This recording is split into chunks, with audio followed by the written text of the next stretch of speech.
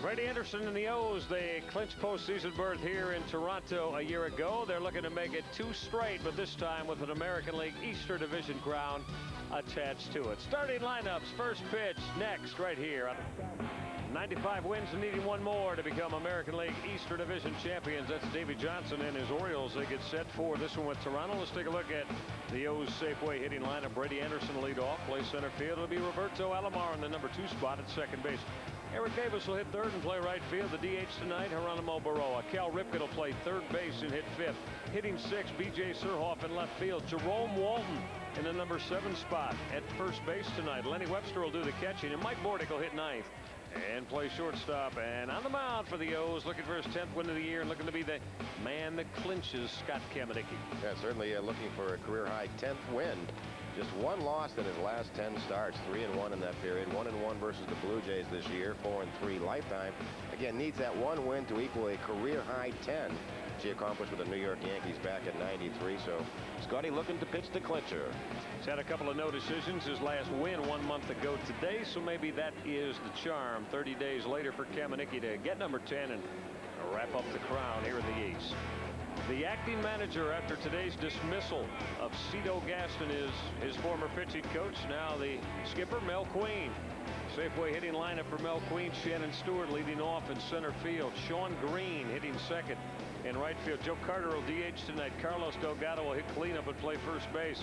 Jose Cruz Jr. in the number 5 spot in left field. Alex Gonzalez will hit 6th to play shortstop. The veteran Benito Santiago behind the plate tonight, hitting 7th. Juan Samuel at third base. Tomas Perez will hit 9th and play second base. And on the mound for the Blue Jays, young man that came over on a waiver claim from the Montreal organization, Omar Dahl. Yeah, just 25 years of age. He won his first game with the Jays versus the New York Yankees. Shut him out for 6. 1-2 record, a 9 ERA in 33 games with Montreal in '97. 12-10 career record, 5.31 ERA in 204 games. But 1-0 since coming back from Syracuse as a starter and not a reliever. Take a look at the umpiring crew that works tonight. Jim Evans will handle home plate. Larry McCoy at first base. Terry Kraft second base. Last night's home plate umpire who threw out Orioles manager Davey Johnson. Chuck Merriweather moves down to third base. The Orioles looking to tie their organizational record tonight. It would be win number 50 on the road if it happens here in Skydome. And that would represent the tying of the best mark on the road ever for wins in club history.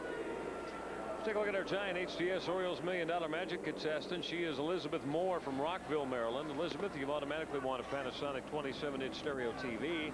If an Orioles player hits for the cycle tonight, Elizabeth, you're going to win $1 million. Turn your field of dreams into a field of green, just like Elizabeth Moore has done by playing giant HTS Orioles $1 Million Magic, and see your local giant for details.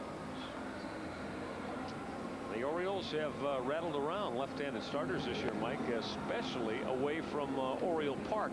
Orioles 18-6 against lefties on the road. Yeah, it's kind of unexplainable. The record's not that good or as good at home versus left-handers, but they certainly have marched through the lefties on the road. Davey Johnson will feature some left-handers at the top, Anderson and Alomar. Just 3 left-handers in the lineup, including B.J. Surhoff. And we'll see if Davey Johnson can get a complete game tonight. Try to go 9 innings. Only won 7 last night. Had to turn it over to Rick Down. They're bringing Rick Down for the save. Yeah.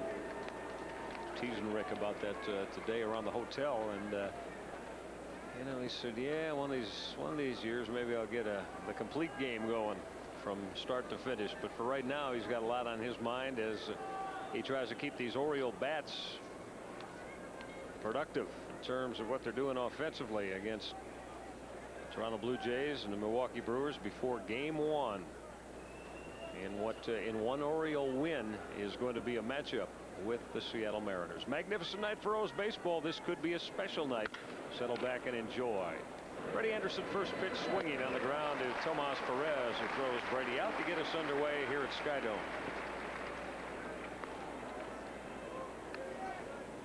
Hello, Mardal has a sort of an interesting story. Went down to Syracuse, went 3-0 in Syracuse with a 0.53 ERA in 5 starts, was really in the bullpen for the majority of the season. And most times when a pitcher struggles in the rotation, they move him to the bullpen. But in Dahl's case, struggling in the bullpen, they made him a starter. And they say the big difference now, and he's pitched really well, is the last 2 times out, he beat the Yankees, shut them out, and also beat the Seattle Mariners in Seattle. Is that he's now a 4-pitch pitcher. Many times when you're on the bullpen, you just want to pick your 2 best. But Dahl, now a fastball, curveball, straight changeup, and a big sweeping power curveball. Fastball on the outside corner to ring up Roberto Alomar. So on 3 pitches, Robbie, who was the subject of a little bit of controversy with Roger Clemens here last night, strikes out against Omar Dahl. It paints the outside corner perfectly, knee high on the black to Benito Santiago, the catcher.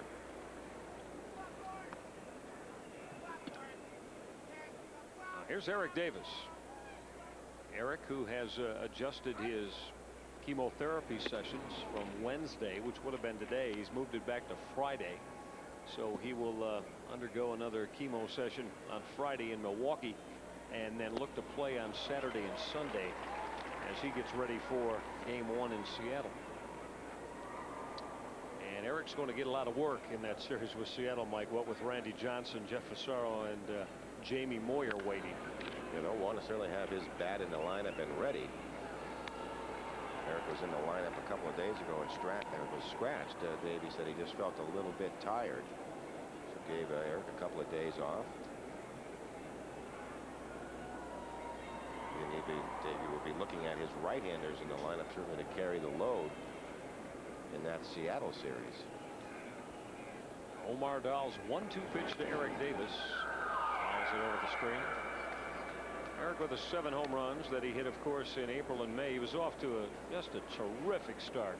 Had driven in 21 runs. He's added 3 runs driven in since he has returned. A couple on Saturday against the Detroit Tigers in the Birds' only win of that weekend series. Went to the breaking ball, took something off at Eric Davis. Took a look and called strike 3. Omar Dahl works a perfect top of the first. Jays coming to hit, scoreless, just underway at Skydome.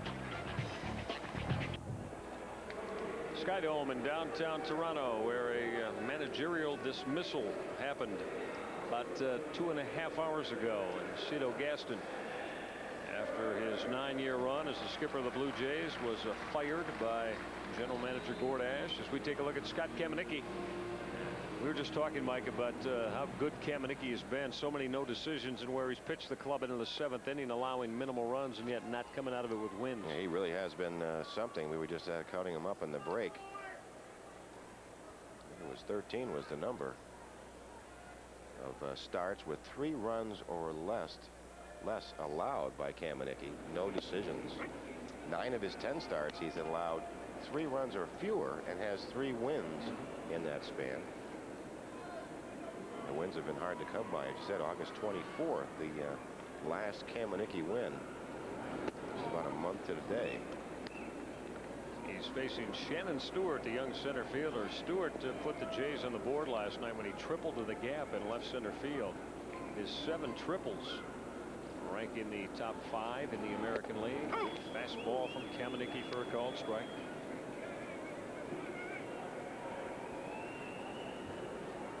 Like the looks of Shannon Stewart up here in Toronto, so whoever comes in here as the new manager to replace Cito Gaston is going to have a couple of young talents in the outfield, Mike, and Shannon Stewart and Jose Cruz Jr. side by side.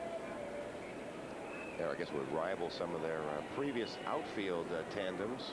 They've had some good ones. George Bell and Jesse Barfield, Lloyd Mosby come to mind.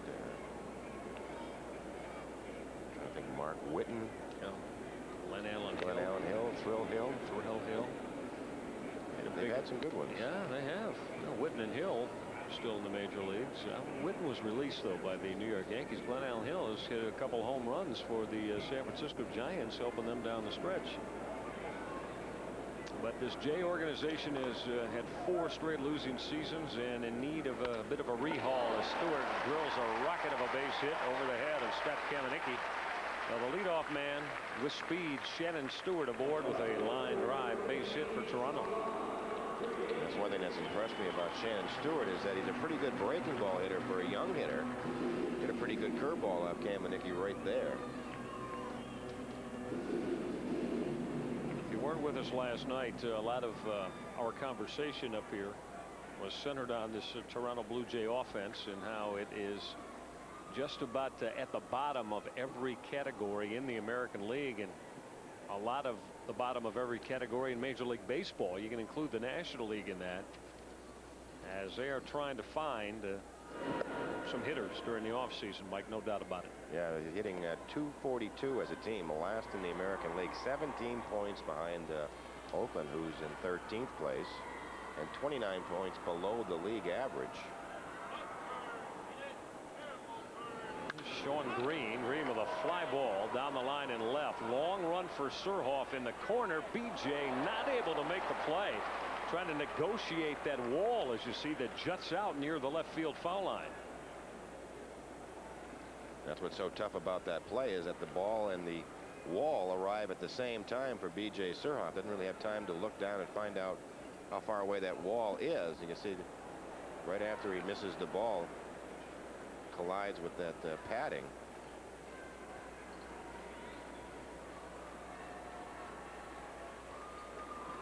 Gonna have to wait a moment while they retrieve that baseball. Ended up in left center field.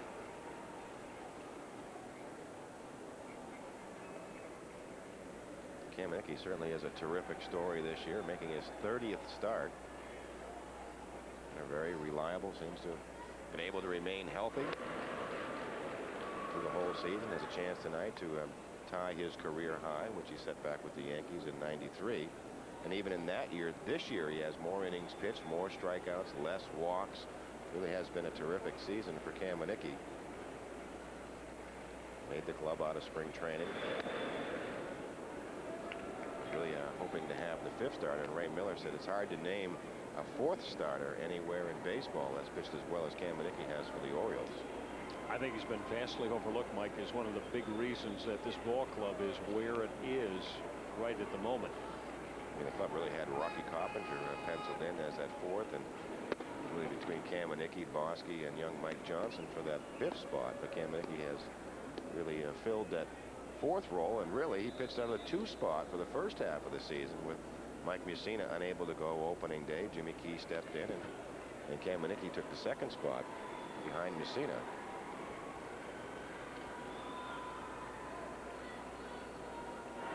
Check on Shannon Stewart. Jerome Walton playing first base tonight. Well, Jerome getting some time over there, and Mike, is Davey Johnson certainly looks for some answers if Jerome, with all those left-handed pitchers again, with his versatility and all of his tools, might be able to be of help in the Kingdome against Johnson and Fasaro. Now Davey playing a lot of different lineups. Stewart's going. Webster's throw to second. Short hop, Mike Bordick, not in time. Stolen base for Shannon Stewart. Webster's throw very accurate right on the bag, but that short hop where Bordick had to pull the glove up to come back down allowed Stewart to beat it. Yeah, you see how quickly Lenny Webster gets rid of the ball, but he said the nice hands by Bordick trying to keep the glove down low and then put that slap tag on. Vasco's flying. Nice quick pick by Bordick and tag, but just a little late. 10th stolen base. Stewart's in scoring position. 2-1 to Sean Green. Swings through. Scott Kamenicki's offering to even the count at 2-2.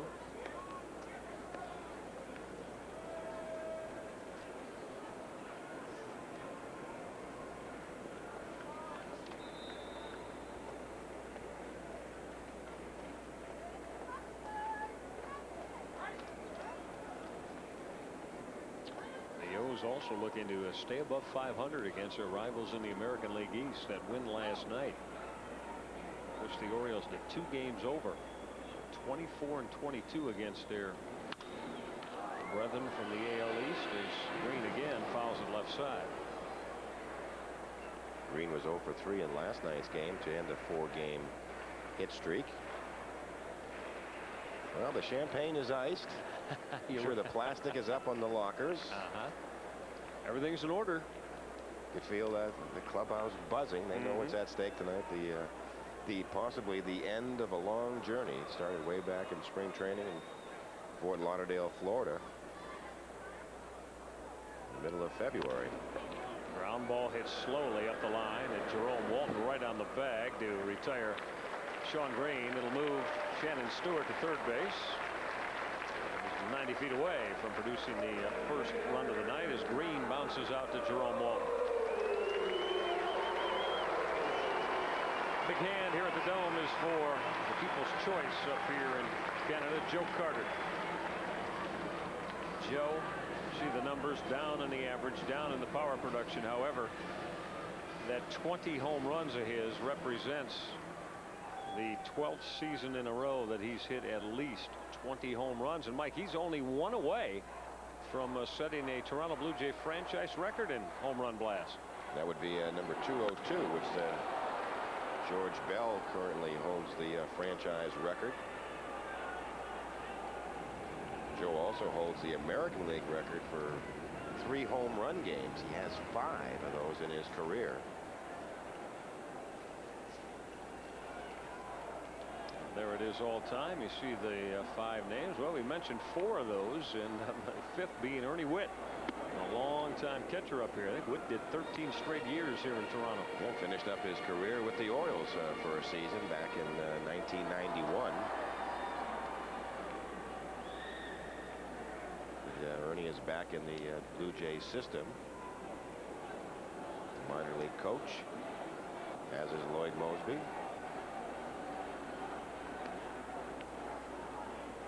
One from Kamenicki to Carter. Fly ball lifted to short center field. Brady Anderson.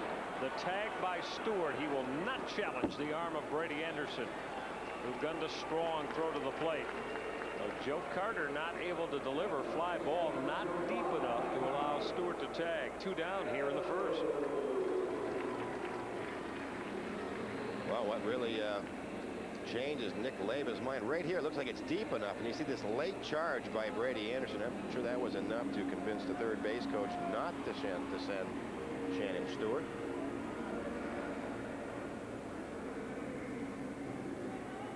That's a big out from getting a quality RBI man like Carter now with 2 outs.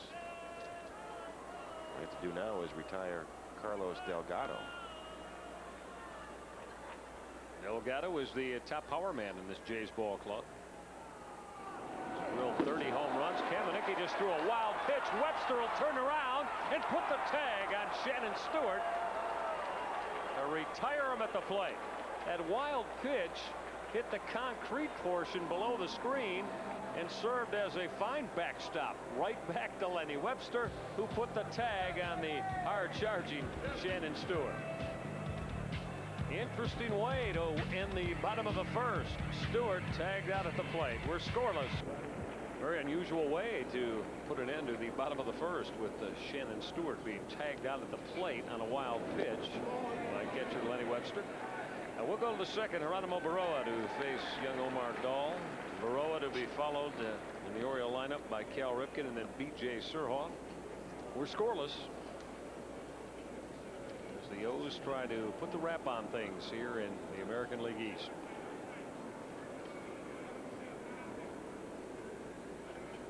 Jays outfield deep and straight up against Geronimo Baroa. Geronimo tried to pull the bat back, wasn't able to do it, so Baroa down on strikes. That's 3 in a row now that Omar Dahl has fanned after a Brady Anderson ground ball to begin the game. Well, I told you that power curveball. Watch this ball bite through that strike zone.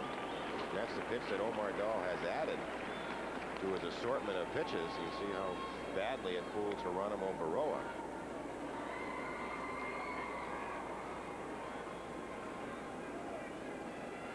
Here's Cal Ripken. Very nice piece written by former Baltimore Sun beat writer Buster Olney that quoted my partner Mike Flanagan a little bit in the New York Times today with regard to Cal Ripken. Front page of the New York Times. Bad spot to be. Cal just fouled that right off his left instep.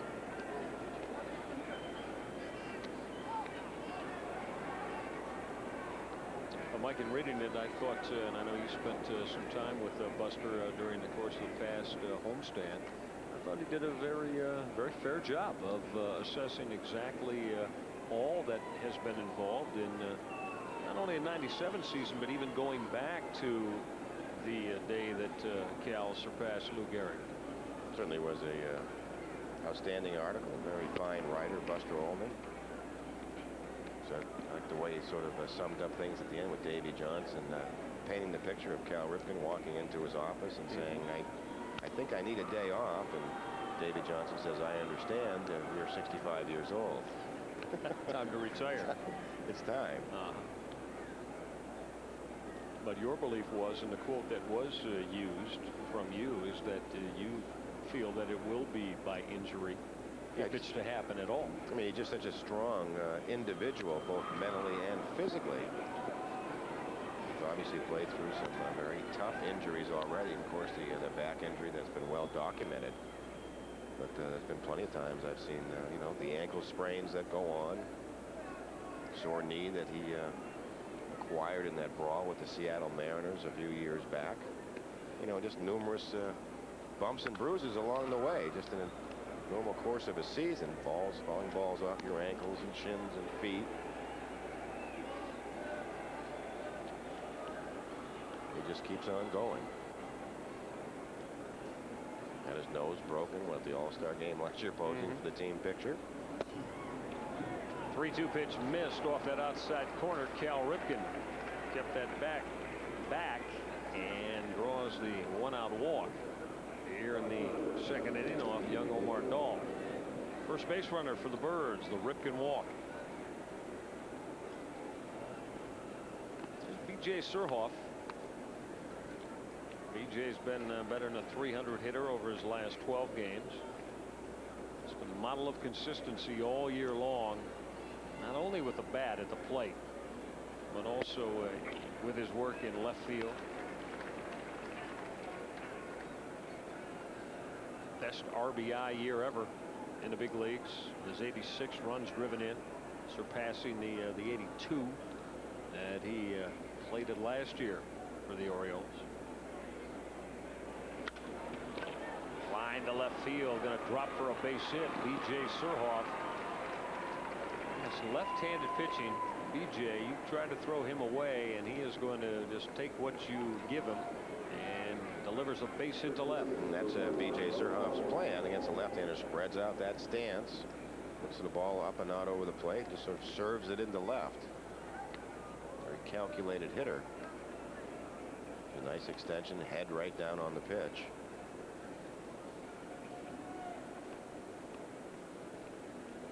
Here's Jerome Walton. As we mentioned, Jerome playing at first base. Dahl taking a little bit off on that changeup. Walton out in front of him.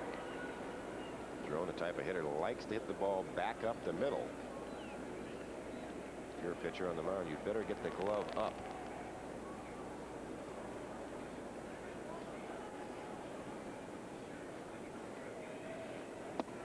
Called strike two, breaking ball from Omar Dahl, and Mike Flanagan very impressed with Dahl's ability to throw that breaking ball. Hey, in the first pitch, straight changeup, and again, and talking to some of the Blue Jay personnel, just saying that Dahl has added those two pitches. When he was in the bullpen, he thought he had to be a two-pitch pitcher, fastball, slider, and now a four-pitch pitcher. Oh, strike three, Omar Dahl. Well, Mike, that's exactly then, you know, when you see a changeup on the first pitch, you throw that big 12-6 curveball, and then you've got all kinds of thoughts going on in the hitter's mind, and it livens your fastball. Yeah, it's called pitching backwards. You throw the off-speed stuff early in the count, and then when the hitter spreads out and protects the plate, you pound the fastball in. And certainly in that bat, Dahl doing it to perfection. He's recorded 6 outs, and 4 of them, 5 outs, excuse me, and 4 of them have been on the strikeout. Now where's Lenny Webster? Lenny's trying to pick up Cal Ripken, who you see from our center field camera, drawing his lead at second base. 2 on, 2 out here in a scoreless tie in the second.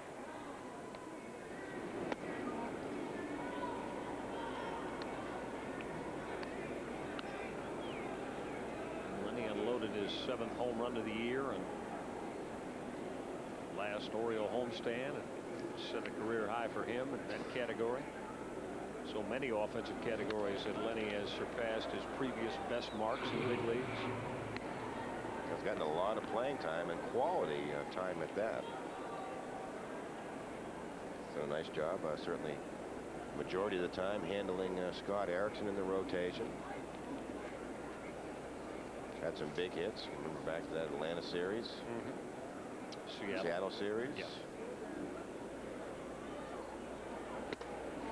Fastball misses. Look at Santiago from his knees throw through and try to pick off Cal Ripken. That's always been one of the trademarks of Benito. Now watch Santiago just throw from that crouched position.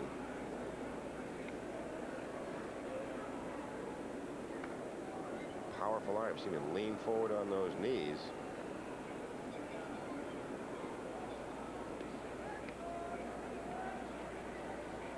Two 2-1 to Webster's bounce foul. 2-2 now on Lenny. You're talking about the catching starts.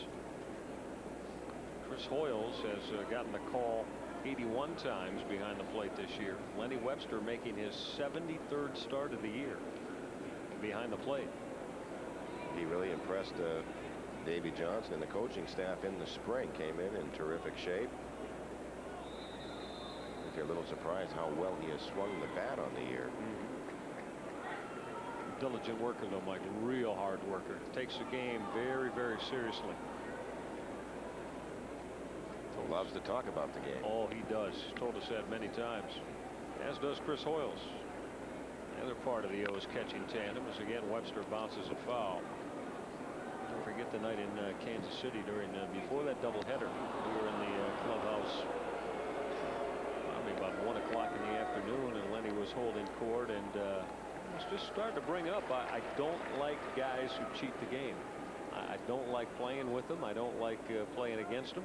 He said everybody knows who they are, and you shouldn't be here if that's your approach. You should never, ever do anything to dishonor the game.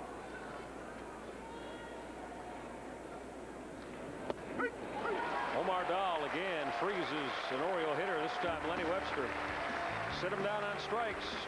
Struck out the side here in the second. He struck out 5 of the 6 outs he's recorded. We will team caps. Get him for postseason play at the Yard. Scott Kamenicki going to go after the Toronto Blue Jays here in inning number 2. It'd be Carlos Delgado at the plate. Delgado was at the plate when Kamenicki uncorked a wild pitch that bounced right back to Lenny Webster, who tagged out Shannon Stewart attempting to come to the plate. I'm sure Ray Miller will convince us that that is a new play that he has put in for the postseason. Oh. Yeah, that's one that's a bit unorthodox, but if it works, so be it. Delgado with his 30 home runs on the year. He's driven in 91. Leading off the second against Scott Kamenicki. Breaking ball from Kamenicki on the outside corner. Delgado was hitting 11 in a row, and he's been a .333 hitter in that time.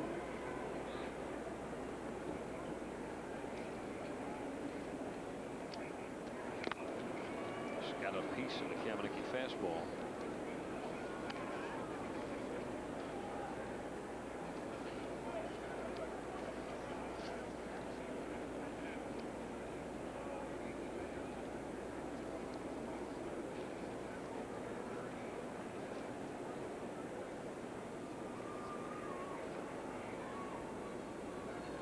Kamenicki all set with a 1-2 pitch.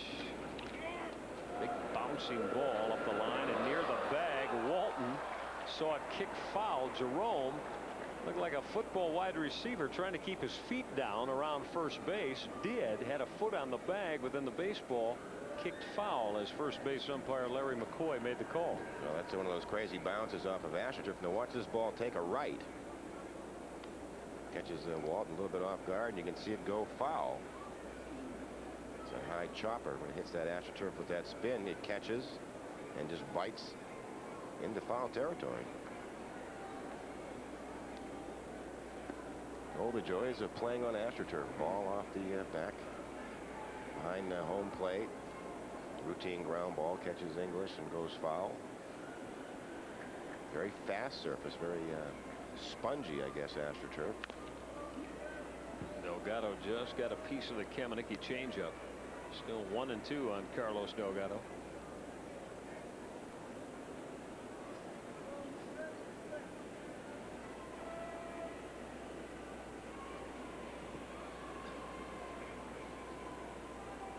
Orioles deep and around to right on a powerful left-handed hitting first baseman. Ground ball to Roberto Alomar. Delgado out number 1 here in the second.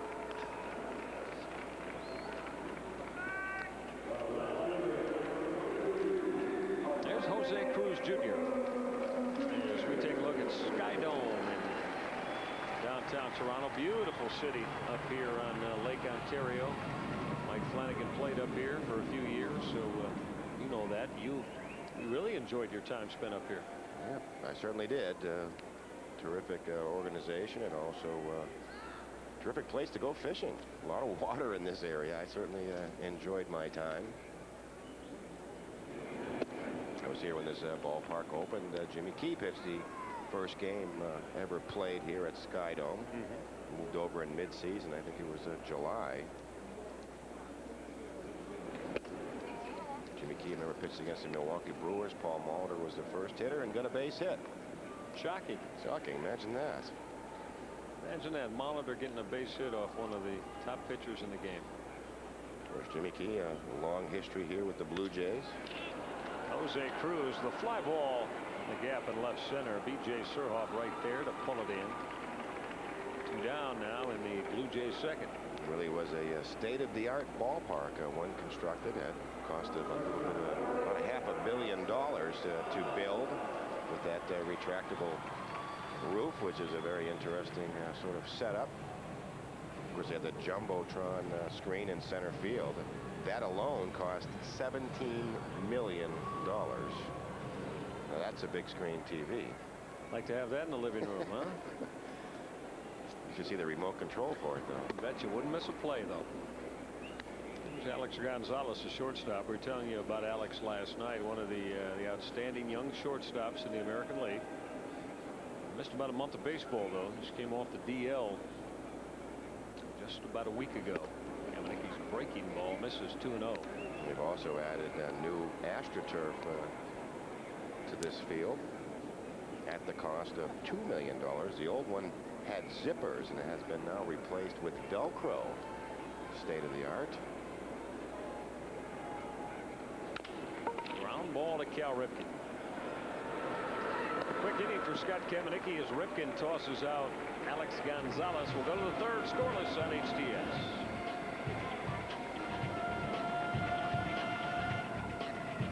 Of the game, and then there are those that go above and beyond the call of duty. That is a just lovely dress that young lady wears in one of the suites here near the broadcast sites.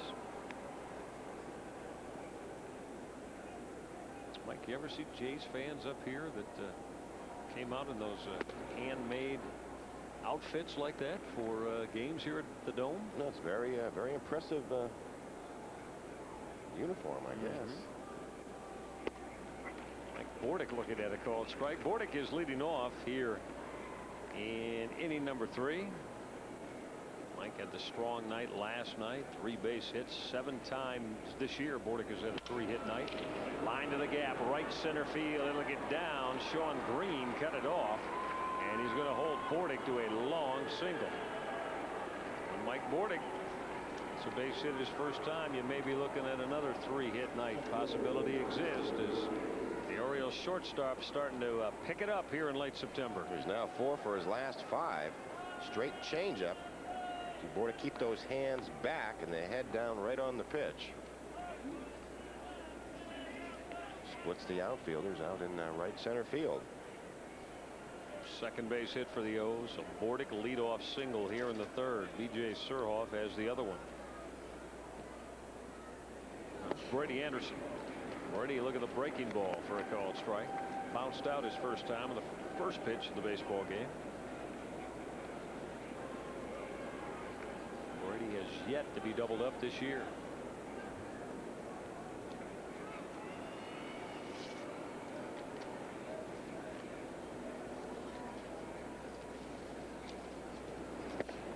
Fastball on the outside corner. Anderson down 0-2.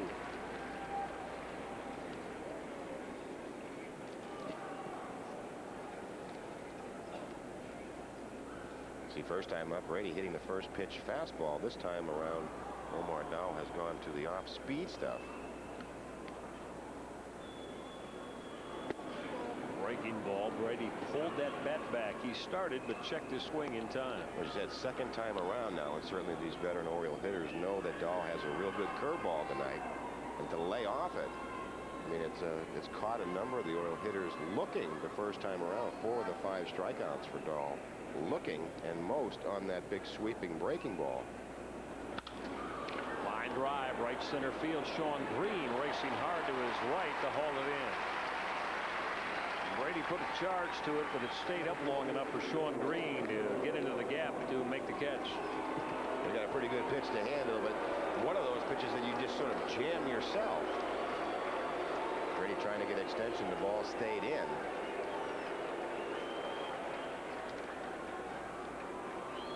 The reception is for Roberto Alomar. 5-time Gold Glove winner here in Toronto. Also started his American League All-Star runs at second base right here, and one of the folks in Toronto. Won his first Gold Glove in '91. 92, Alomar was the ALCS MVP. Also in '92, Jimmy Key won the clincher in the World Series. This will be foul up the line at first. 1993, Jimmy Key leaves the Toronto Blue Jays and heads to the Yankees. That's that famous World Series where Joe Carter hit the home run here at Skydome, beat the Phillies 4-2. 4 games to 2 in that series. You see the '92-'93 season. But things drastically change after '93.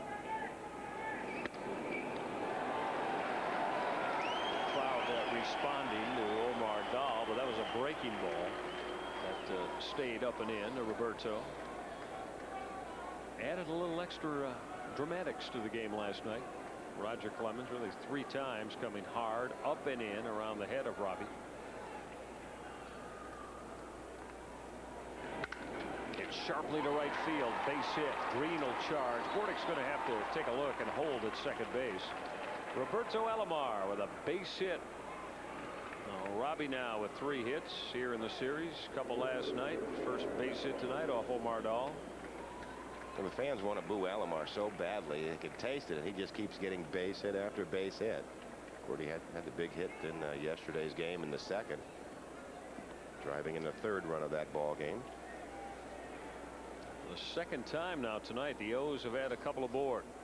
Let's see if this is the inning they are able to cash in and grab the early lead here on Omar Dahl.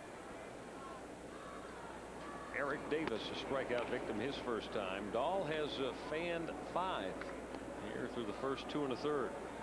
But as you were saying, second time around the order, see Alomar getting a much better swing. This time he was called out looking his first time. This time goes up and looks for that breaking ball. Much better swings at this time around from the Orioles.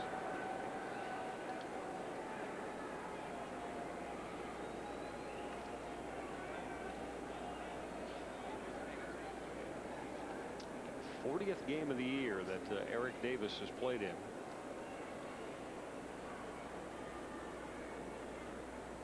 Eric looking to cash in here. Fastball missed. 2-1 on Eric.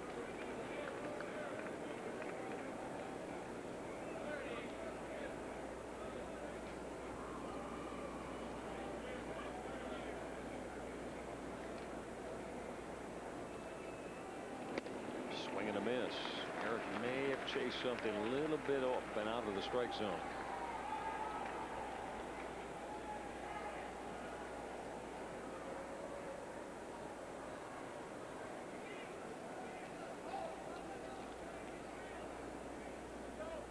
Eric Eric looking for his first career home run against a Toronto Blue Jay pitcher. Faced him, of course, as a member of the Detroit Tigers for a year plus. Breaking ball got him. Eric Davis having some conversation with home plate umpire Jim Evans twice. Omar Dahl has struck Davis out on the breaking pitch. That's that big sweeping curveball, and they see Eric's. What he's going to say is this ball is low by the time it goes by Eric. That's what he'll tell crew chief Jim Evans behind the plate. Geronimo Barroa went down on strikes his first time against Dahl.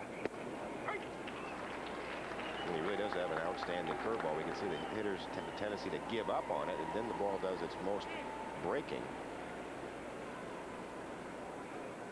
So far has been able to get it over the plate, which is also a very difficult thing to do when you have a big sweeping breaking ball.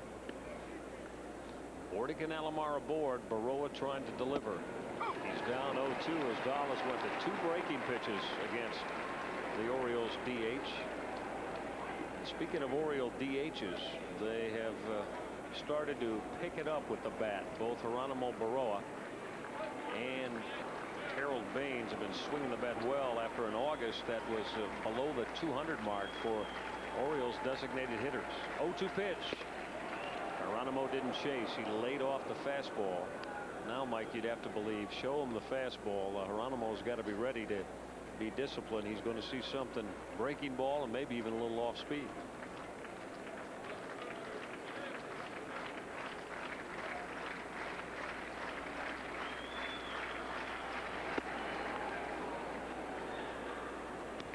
Two and two as again Dahl came in hard against Geronimo Barroa.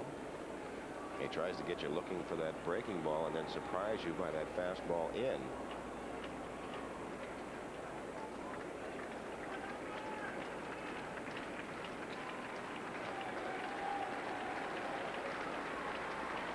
The 2-2 pitch. It's sharply and foul by Sam Perlazzo in the Oriole third base coaching box.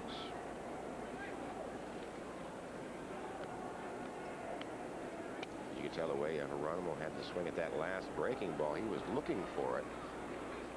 So he may have cracked that bat.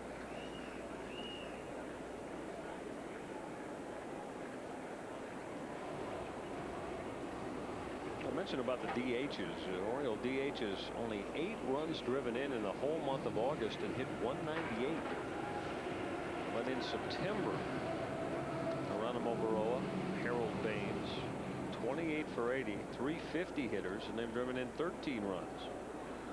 Of course, there's still counting tonight 5 baseball games left to go. So pickup has been monumental, Mike, and it's come at a real good time because Oriole DHs this year, we've talked about this a lot, are down in the bottom of average home runs and RBIs in the American League. When you think about it, you know, Pete Incaviglia has been gone for quite some time now. Really started the season as their right-handed DH. 3-2 on Barroa. You see Dahl there went off speed with a breaking ball. Barroa did not chase. Now Mike Bordick and Roberto Alomar will be on their way as Dahl comes to the plate. 3-2 pitch with 2 out forthcoming to Geronimo Barroa. He walked him. Bases are loaded. Barroa came back from 0-2. Disciplined, laying off pitches, and draws a walk. Got quality bat from Geronimo Barroa. Fought off a couple of tough pitches. I wonder who the pitching coach is tonight. If the pitching coach is the manager. Surprised I didn't ask you. Oh. Might have been a little conflict. I was working stuff. Yeah, I'm working. 2 organizations that you played for, it'd be a natural. Cal Ripken, opportunity here with the bases loaded. Cal with 27 career home runs against the Toronto Blue Jay organization. 7 career grand slams for Cal Ripken. 6 of them have come in Baltimore. He's ahead of Omar Dahl at 2-0. This is when Cal becomes a very selective hitter. He'll take his time, make Dahl wait, keep the pressure on the pitcher, and look for a pitch in his zone. 2-0 to Ripken. Ground ball to short. Gonzalez will back up, get the force on Geronimo Barral. Orioles leave the bases loaded here in the third on the ground out for Cal Ripken. Bottom of the third, scoreless out of the Dome on HTS.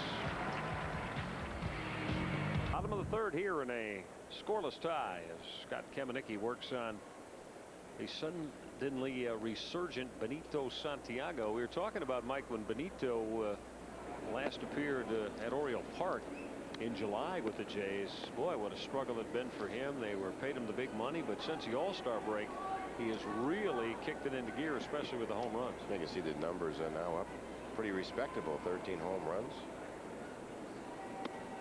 Really burst on the scene in the major leagues as a rookie. And a 34-game hitting streak still is the best streak ever by a rookie. Omar Garcia-Parra, the Red Sox, that started to challenge it this year with a 30-game hitting streak by another rookie. Nice ball for a called strike from Kamenicki. Won the Rookie of the Year award that year with the Padres. He almost quit at one time. He signed at the age of 17 with the Padres. He spoke no English. Said he couldn't even read a manual. Well, he phoned his mother back in Puerto Rico and said, I think I'm coming home. And his mom said, no, you stick it out. You've never quit anything before. Stay with it. And the rest is history. Can you imagine how tough that would be in a situation like that as Santiago fouls it off? You come in a new country, now, as you just said, you can't even read a menu to be able to order yourself food. And yet the pressures applied tenfold of having to play professional baseball and play it well enough to be expected to hit this level at some point, the big leagues. The thing too is that Benito Santiago lost his father to cancer when he was just an infant. He has a tattoo on his shoulder of the likeness of his father. Scott Kamenicki pushed Santiago back, so Benito draws a walk. Kamenicki missing with the 3-2 fastball. Let's finish up our baseball board here at our SK Quality Baseball Board as we take a peek at the National League. Everything pretty much still up in the air over there with the exception of the National League East champion and the wild card. San Francisco now 2 games up on LA Dodgers again as they beat Colorado 4-3 at the Rock Pile today. Florida, they lead Montreal 7-1 in the second. The Marlins clinch a wild card last night. Pittsburgh, New York Mets are scoreless at Shea. Philly leads Atlanta 3-0 in the sixth. Chicago and Houston just starting. St. Louis got a couple in the first. And we'll check on Mark McGwire with the Cards putting 2 on the board early. And San Diego with a 1-0 lead over the LA Dodgers. Dodgers need a win to avoid falling 2.5 back of the San Francisco Giants with just 4 to go. Well, if they win tonight, they'll be a 1.5 games back after the San Francisco win today. Juan Samuel, 276 hitter, playing third base again tonight as Kamenicki misses with a breaking ball. He too has been a pretty strong hitter after the All-Star break. Juan Samuel. But the Jays have just won 2 times in their last 13 games after a 2-10 road trip and the loss last night to the Birds.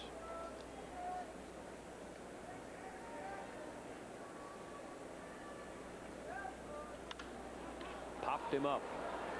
Cal Ripken with room in front of the Blue Jay dugout. He's got it for out number 1.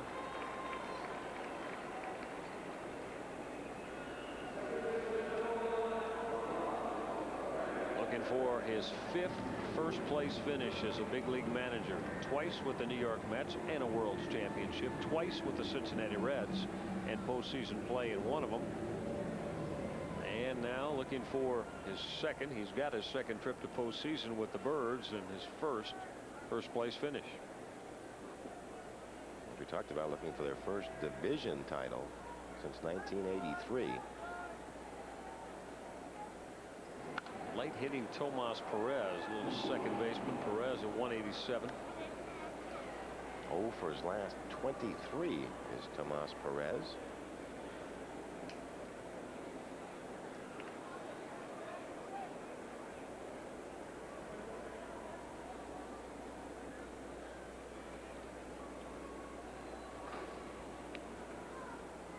Kamenicki's 0-1. Breaking ball. Defensive swing by Perez. Alomar tried to tag. Benito Santiago coming by. Second base umpire Terry Kraft said Robbie didn't apply the tag to Santiago, so he'll get the out of Perez. Look at this swing by Perez. He's trying to inside out the ball. That's a rough swing. That's the old three-part swing. Alomar tries to make the tag.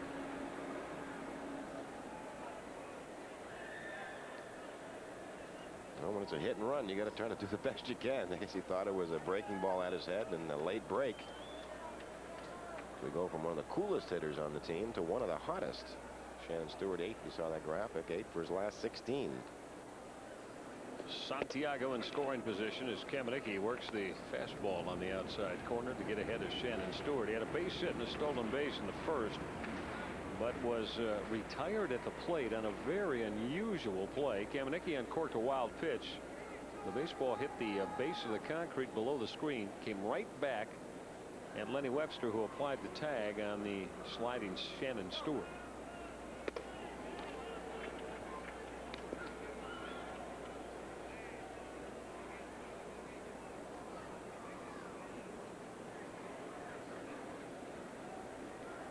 There's Benito Santiago.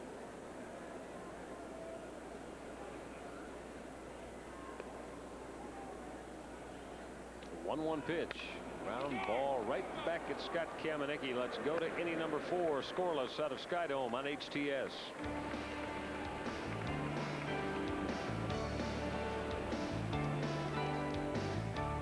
Baseball brought to you by Bell Atlantic 9X Mobile. A cell phone's only as good as a network it's on. By Montgomery Ward, where you're going to find great brands at great prices. And by the National Capital Area Jeep and Eagle dealer. Oh, there's Orioles fans inside Skydome. As the bird colors shown on the jersey of Cal Ripken. Hanging in deep left center field around the Hard Rock Hotel. That's here at the Dome as B.J. Surhoff, who had a base hit his first time, leads off against young Omar Dahl. Dahl, the waiver acquisition by this Toronto Ball Club from the Montreal Expos, coming off a couple of strong starts. As he works here in the 4th in this scoreless tie, threw it by Surhoff. Well, last 9 innings of work by Omar Dahl, all shutout innings.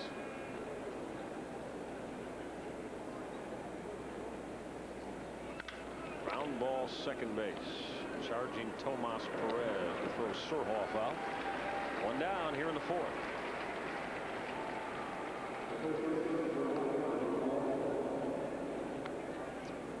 Well, Mike, getting back to Cito Gaston, you know, we talk about the real good guys, class guys in the game of baseball. You played with Cito and you played for Cito, and you know, always tough when a guy's around that long. But you talk about a 9-year run as a manager with one team in the game today. You know, that is extending usually further than you would anticipate as Jerome Walton lines the first pitch to left center, pulled in by Shannon Stewart. You know, we take a look at some of Cito Gaston's work here. His 9 years as a Blue Jay manager. A back-to-back World Series, 4 Eastern Division titles. Obviously, the players that came through here, all of the talent that helped Cito out. You see there right at the top, named interim manager. Originally, Cito really did not want the job. He enjoyed being the hitting coach, which he was for many years. And a couple of weeks later, took the job. He originally wanted to stay as hitting coach, and they really talked him into it, and that being Pat Gillick and Paul Beast and some others, and he really had a terrific run. 5 division titles, 2 world champions. Brought the first world championship to Canada.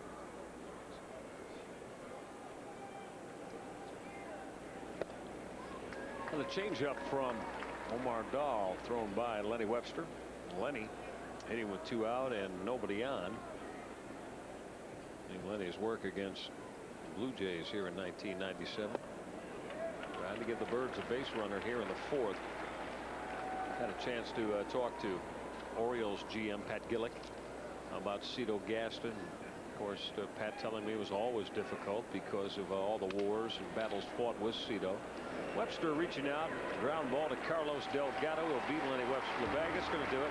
Quick 1-2-3 inning for Mardal. Bottom of the fourth is on tap next in this score. All right, let's take a look at a Miller Lite baseball highlight as we come at you on the Skydome here. And we'll show you this wild pitch of the first inning. Look at it hit off the base below the screen, right back to Lenny Webster. And the tag of Shannon Stewart at home plate to prevent a Blue Jay run from crossing. That's our Miller Lite baseball highlight as we go to work in the bottom of the fourth.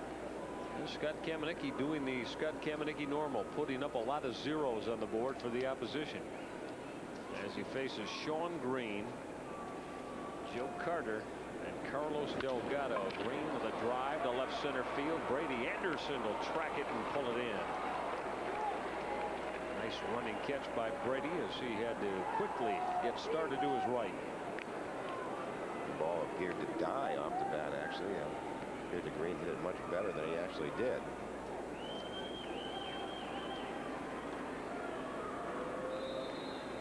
To the read by Brady, starts heading towards that alley and then cuts back in.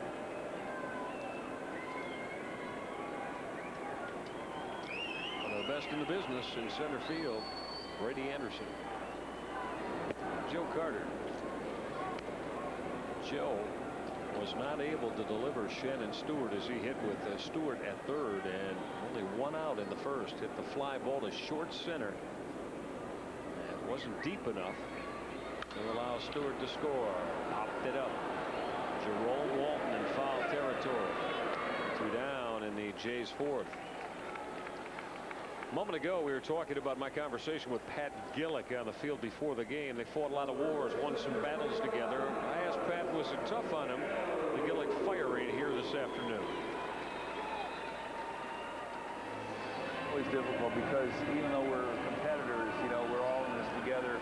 In some ways, we feel like a family. And when you lose someone out of the family, even though you're playing against them and you want to beat them, because I know how much hard work, you know, he put in and how, his legacy that he's going to have here. He had 4 division titles. He had 2 world championships. And so, you know, he did do the job. But again, in sports or in business, when you finish last 3 or 4 times, sort of the handwriting's on the wall. Pat Gillick, who with Cito Gaston shared in those World Series championships. Pat Gillick, the architect of all that went on so positive here in Toronto in the early 90s, but pretty much explained it in Mike. And we were given a release that stated the words of Gord Ash, the GM now of the Jays, and it's well, they say they all share in the responsibility, but as though it is the manager that takes the bullet. That's pretty much what he said. He said during the past 3 seasons, our club has not responded to the challenge of competing in the American League East. The players have failed, the organization has failed, and I have failed. And however unfair it may be, the manager is really held accountable. As usually is the case, as Kamenicki misses to Carlos Delgado. He's behind the powerful Jays first baseman, 3-1, with 2 out, nobody on here in the fourth, and a scoreless tie at Skydome.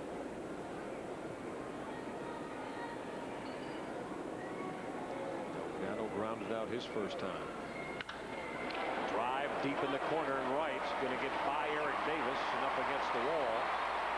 2 bases for Carlos Delgado as he rips a double to the corner and right. Almost looked like a carbon copy of the 2-base hit that he struck here last night.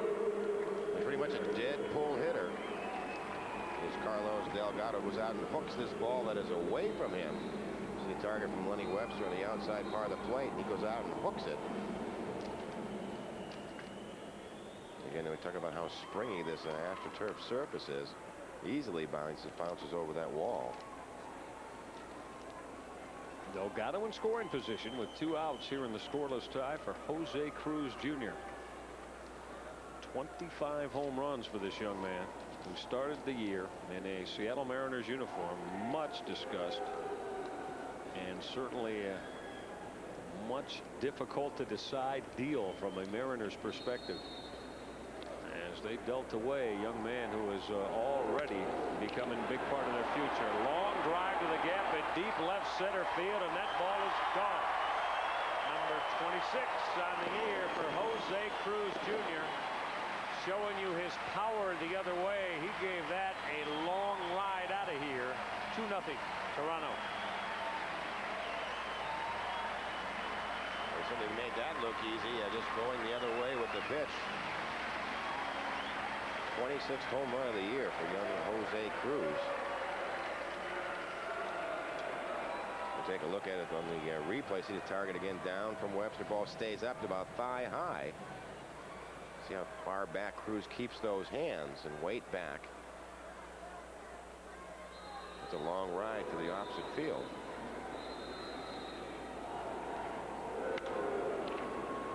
Alex Gonzalez lifted it foul up the line and near the seats, and Jerome Walton making a nice over-the-shoulder catch as Walton near the barrier. However, Jose Cruz Jr. 2-run home run after the Carlos Delgado double.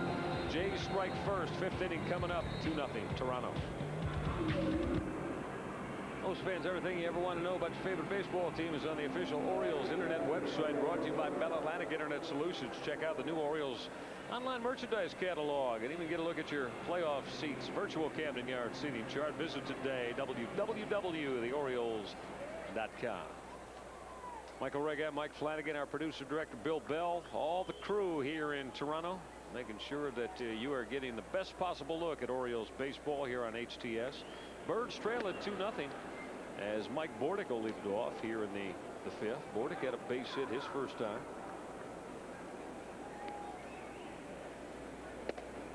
So the called strike, 1-1 on the Birds shortstop.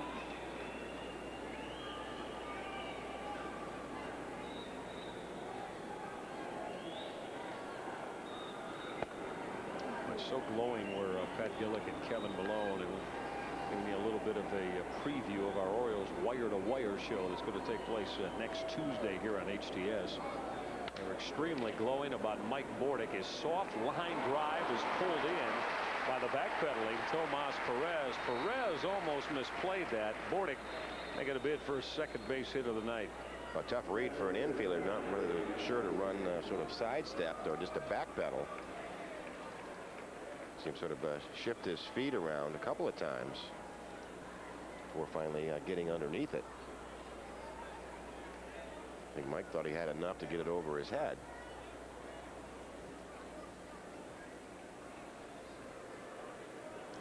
Brady Anderson for the 3rd time against Omar Dahl. The breaking ball misses. Brady is 0 for 2 in the night. Last time he hit a bullet at Sean Green. Made the play on in right center field. 1-1 on Brady. Breaking ball in the strike zone. So Dahl's gone what now, 10 innings without giving up a run? Yes, he has. Been in a pretty good group. Struck out 12 in that time. He's fanned 6 here tonight. Through 4 1/3.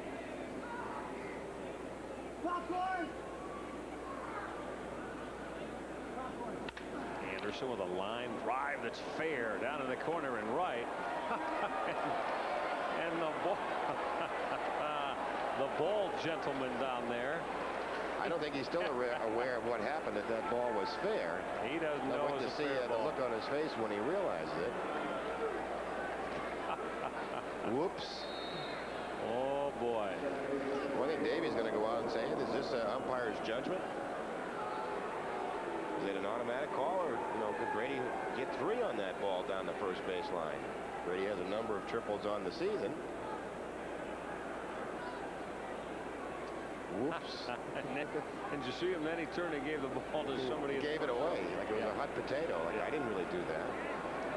Watch this gentleman. He made the play. Now, yeah, baseball's fair. Larry McCoy says fair ball. Hey, I got to make a play. Here you go. You can have this foul ball.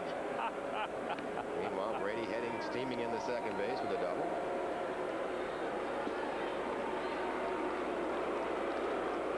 Two-base hit for Brady Anderson. Here's Robbie Alomar now. Robbie looks at a called strike from Omar Dahl. Double number 35 on the year for Brady to lead the O's. Alberto has been a sizzling hitter since returning from the groin problem. Fly ball, short center field. Shannon Stewart coming on to make the grab. Good break by Shannon Stewart, Mike, showing you that speed of his basically outran the baseball. A nice read. Anytime you see that big swing out in center field, you want to take a step back. Stewart reads it very well. See Robbie going down looking for that breaking ball. It really has been Dowell's best pitch.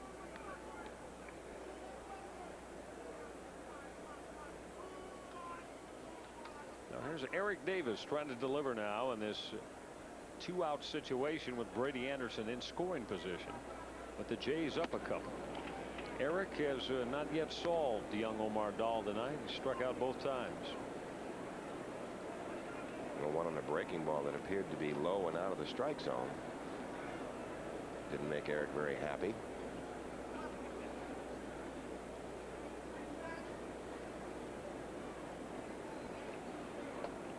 Davis with that bat vertical straight up and down at the plate. Takes out all the weight out of the bat when you hold it straight up and down like that. Eric is always uncoiled from that very relaxed stance. You like that orange stick that Eric's swinging? Yeah, but certainly wouldn't want to face it on the mound. It's fine from up here. It really catches your attention if you're on the mound, especially when he uncoils and lets that bat fly through the strike zone. Orioles hitters and hitters in general very particular about their bats. Davis with a ground ball to third. Samuel to his left. Got him by a step. Eric Davis bouncing out to Juan Samuel halfway home in this 2-0 Toronto lead on the Skydome on HTS. All right, O's fans want to get looking good for postseason play. Better. Playoff weather might be a bit chilly, so this Orioles embroidered heavyweight sweatshirt will take care of you. Order your sweatshirt or merchandise catalog right now by calling the new Orioles merchandise hotline. Operators standing by 1-888-624-BIRD, and you can have that embroidered sweatshirt ready to roll come October. Bottom of the 5th, 2-0 Toronto Blue Jay lead over the Orioles as Benito Santiago will step in and face Scott Kamenicki. Kamenicki was cruising along in the bottom of the 4th, had 2 out until a Carlos Delgado double and the 2-run home run, number 26 from Jose Cruz Jr. Santiago swings and misses at Kamenicki's first pitch here in the 5th.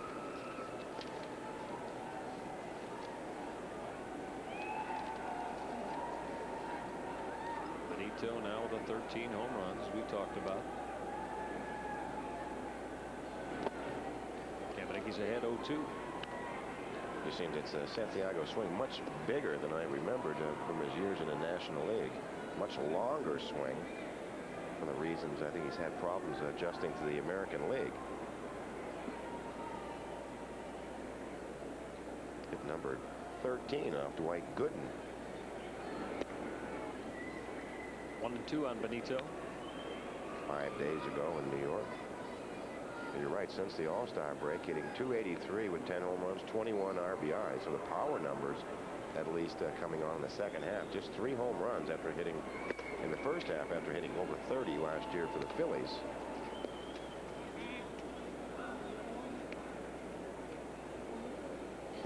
Had the dubious distinction of tying the club record on opening day by striking out 4 times. So right from day one, Santiago had a tough time. Kamenicki has missed again in 3-2 on Benito. Benito drew a walk his first time. Very much a free swinger. Santiago coming off the season where he set career highs in runs 71, home runs 30, and walks. This is a high now, 49 in the season.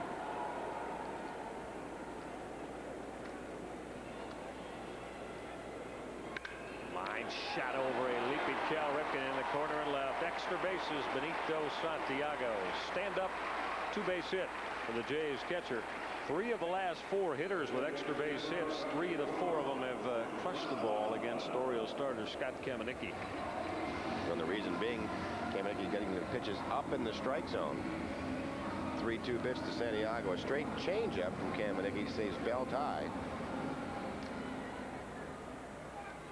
Scotty leading off the inning, just trying to throw that changeup for a strike, hoping to fool Santiago. There's Juan Samuel, leadoff two-base hit from Benito Santiago, as the Jays looking to pick up another one and stretch this lead out here in the bottom of the fifth. Slider on the outside corner to Samuel, who popped up to Cal Ripken his first time. Talking a little bit about old Exhibition Stadium between innings. Tell you a couple of stories about that ballpark that used to sit right on Lake Ontario. Mike Flanagan, of course, played there. Two different uniforms, Orioles and Blue Jays. Interesting place. Ground ball. Kamenicki will make the play out and throw out Juan Samuel. So Scott Kamenicki does not allow Samuel to advance Benito Santiago. One out now here in the fifth, with Santiago still anchored at second base. All right, so a September night 20 years ago, Earl Weaver managing the Orioles. It says there was a forfeit in the media guide to the Jays. What was that all about? It ended up being a 9-0 forfeit. What happened in the old X, used to have the bullpen mounds really just outside the foul lines down either line, and it was a rainy night, and they covered the bullpen mounds with a tarp, and they used cinder blocks, these huge building blocks, cinder blocks, and put them over the bullpen mounds, where they really weren't very far out of play. Earl Weaver said, take the concrete off, because of, you know, one of our players may have to run into that area to make a play. They wouldn't, so Earl pulled the team, and we got beat 9-0. When the umpires, though, say, wait a minute, you know, the visiting manager is making a request that you may have some objects maybe that'll impede play. I mean, you know. It seemed to make perfect sense to Earl Weaver, and enough of an issue, certainly, to pull the team off the field and not play under those conditions. Of course, in their opening inaugural season, they had snow during the first game ever played. The Orioles were also involved in a game that I started in a 24-10 game at Exhibition Stadium, where Elrod Hendricks ended up coming in the pitch, and Larry Harlow. And what I remember about that game was that during infield, the only time I can remember that Cal Ripken Jr. Senior used to hit infield practice before the game, he called the team off the field. They just couldn't catch the ball, throw the ball, and that's really how we played that entire game. We ended up getting beat again 24-10. Tommy Underwood was the opposition pitcher. He gave up all 10 wins and got a W. Pitched 5 and took a hike. That's pretty ironic. So Senior had some ideas, and maybe this wasn't going to be a real when good night. When I saw them come in, you know, well, aren't you supposed to be out in the field? And Ripken fired his fungo bat into his locker. Said that was so bad that I pulled the team off. We didn't complete infield practice. Sort of an omen. Another tapper right back to Kamenicki off the bat of Tomas Perez. 2 down now, as Kamenicki still has Santiago right where he began after his leadoff two-base hit. Santiago and Roberto Alomar converse about it. See if Scott can get Shannon Stewart, get himself out of a little bit of a problem here in the fifth. It was Shannon Stewart who singled to lead off the game. Stole second base, worked his way around to third, and then tried to come home on that wild pitch by Kamenicki that recoiled right back to Lenny Webster. So it was catching a break and not down by 3, just 2. Fastball misses. Shannon Stewart had the base hit and a stolen base, his 10th of the year. And his last time, he, just like the previous 2 hitters have done, bounced out right back to pitcher Scott Kamenicki. 2-0 Toronto. We are in the fifth. Carlos Delgado with a 2-out double, and Jose Cruz Jr. with his 26th home run of the year, deep over the fence in left center field against Scott Kamenicki in the fourth. Stewart pops it up. Cal Ripken near the seats with room. He's got it, and that'll get Kamenicki out of the fifth. He strands the Benito Santiago leadoff double. 6th inning is next. 2-0 Toronto on HTS.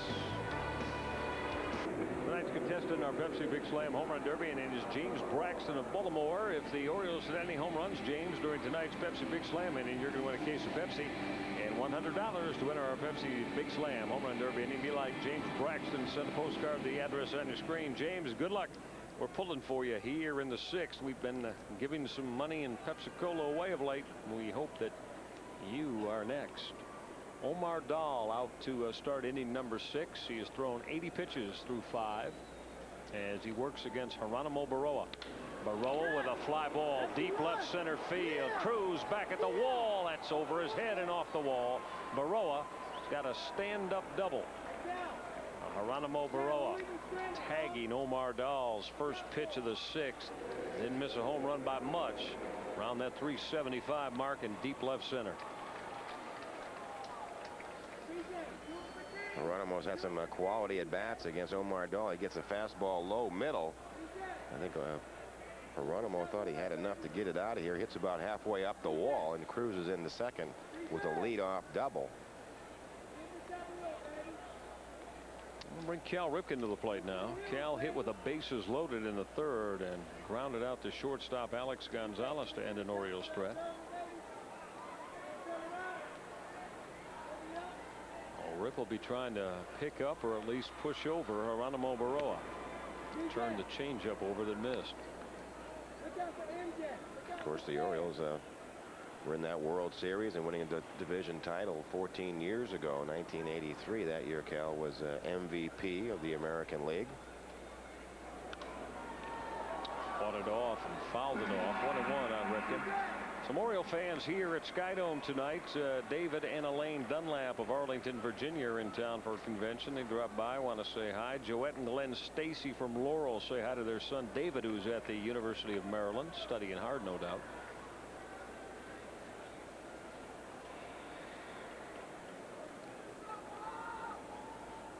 One 1 to Cal. Pulled foul and on a line in the seats. Of course, 1983 was also the first time that Cal played every inning of every game that year. He's the first Oriole ever to do that. 4 other Orioles have played every game of a season. Brooks Robinson did it 4 times. Eddie Murray twice. Billy Gardner and Bobby Grich once. But none of them played in every inning of every game. And that streak wouldn't end up playing every inning of every game until 1987 in September for Cal. When the senior Ripken in a game against the Blue Jays at the X pulled Cal out of that 10 home run game that we talk about a lot, that the Blue Jays hit 10 home runs in a game versus the Orioles, and Cal came out of the 9th inning of that game. An incredible stretch of 5 years playing every inning of every game. Yeah, it's amazing.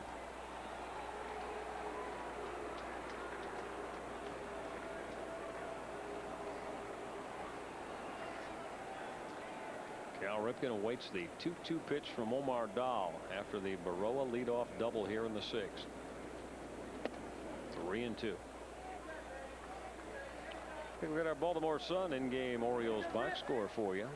Orioles have collected the 5 base hits off Omar Dahl, but they have yet to put anything in the run column against the tough left-hander.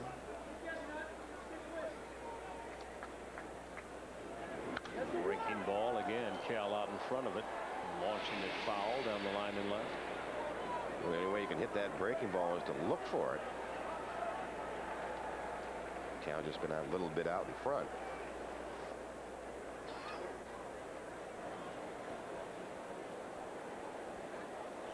Cal has gone back to the most familiar stance with that bat resting on the back shoulder. Makes adaptations from time to time. 3-2 pitch hit sharply. Gonzalez will stay with it at short. Long throw pulled Delgado off the bag, and Ripken is safe. Going to be a throwing error on Alex Gonzalez. The young man seemed to wait a second or two, and then he really tried to muscle up and get something on that throw, and maybe, Mike, it really wasn't that necessary. It looks like he really wanted to regroup. Rip really hits a bullet right at Gonzalez and sort of regroups, finds the ball in his glove, and then just, as you said, overthrows it, gets underneath it. And pulls Delgado off the bag. So a break. The Orioles have 2 on now. Tying runs aboard after the throwing error by Gonzalez as Dahl misses with a breaking pitch. A breaking pitch by Dahl starting to lose some of its bite, not diving through that strike zone like it did earlier. He struck out 6 in the first 3 innings and hasn't recorded a strikeout since that time when he got Eric Davis. Moreau and Ripken aboard for Surhoff. This will be foul in the seats and left.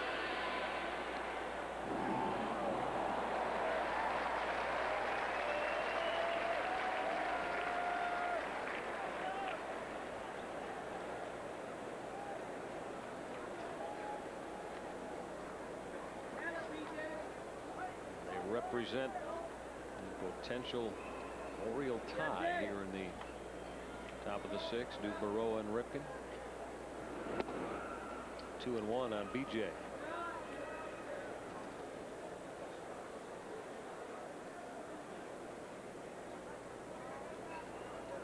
A win tonight by the Birds can clinch it in the American League East.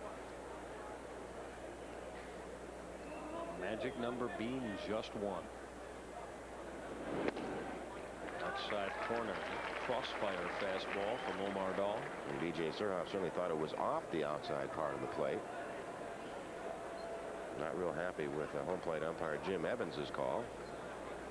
An important pitch because it brings Dahl back even in the count. You see a little bit off that outside corner. Instead of being 3-1, it is 2-2. Big difference.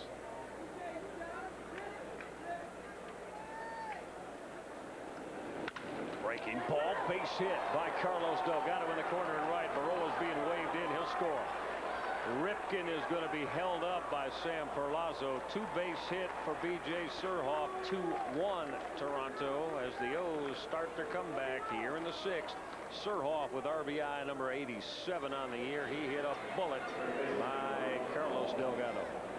As we talked about, the Orioles hitter starting to get used to that curveball by Omar Dahl, and they figure that's his strikeout pitch. And with the count 2-2, watch Surhoff go down and nail this. Stays right on it.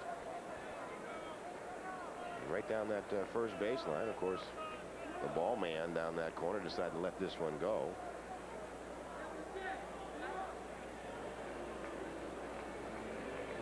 Mel Queen is on his way out to the mound. And we're going to get a pitching change. So Omar Dahl will not get out of inning number 6. Tell you about Tim Crabtree when we come back. 2-1 Toronto on HTS. The Orioles bird juvenile diabetes walk for the cure on September 27th, 28th at the Baltimore Zoo. For more information about what the O's are doing in your community, call the number you see on your screen. Orioles community calendar sponsored by Bell Atlantic. They are the heart of communication. Orioles have cut the lead in half. 2-1 now here in the 6th. Tim Crabtree on, replacing Omar Dahl, and he's going to face pinch hitter Rafael Palmeiro on this his 33rd birthday. Palmeiro with a chance. 2 in scoring position here in the 6th. As Crabtree misses. Ripken at 3rd, Surhoff at 2nd with nobody out as Rafi looks to add to that team leading RBI count. Rafi'd like nothing better on this birthday of his than to add to that RBI count. Guarantee you.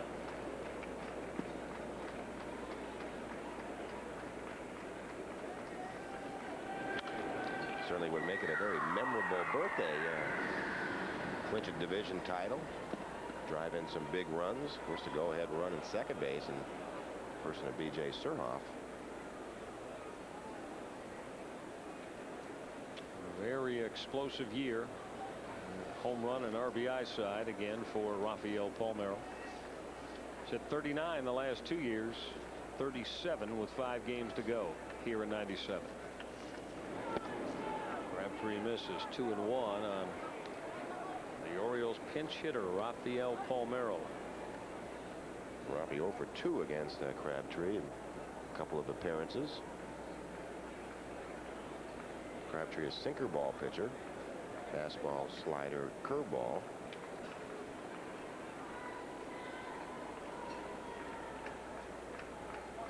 Crabtree's 2-1 pitch. 3-1. Lenny Webster is next in the on-deck circle. Mike, you think maybe or get a little bit of a pitch around here to Palmeiro? I wouldn't think so. You know, up 2-1. It was a 2-1 changeup from Crabtree. He does have a base open, but it's a very dangerous move with nobody out. Palmeiro with a fly ball, right center field. Sean Green to the gap. He's got it. Ripken his tag. He's going to score to tie it up. Surhoff will move to third on the sacrifice fly by Rafael Palmeiro. 2-2 tie here in the sixth. Birds have it even. 107 now in the RBI count for Rafi this season. And a real important run on that 107th RBI, tying this one up.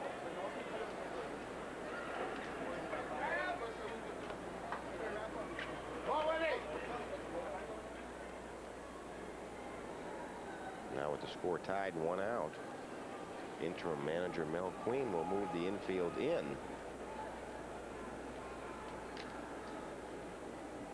Lenny Webster now tries to deliver the go-ahead run here in the sixth. Drive into the corner and right. Webster has got it fair. 2-base hit. 3-2 Orioles as Lenny Webster doubles into the corner and right. Orioles have come back to take the lead. 3-2 with 3 runs here in the sixth. 3 doubles getting the job done. Baroa, Surhoff, and now Lenny Webster as he delivers for the O's to take the lead. Number of ground rule doubles tonight. Nice piece of hitting by Webster. He realizes he just wants to put the ball in play with the infield in. Gets a slider from Crabtree. Not trying to swing too hard. Just put it in play. Drive the ball. Does just that and winds up at second with a double.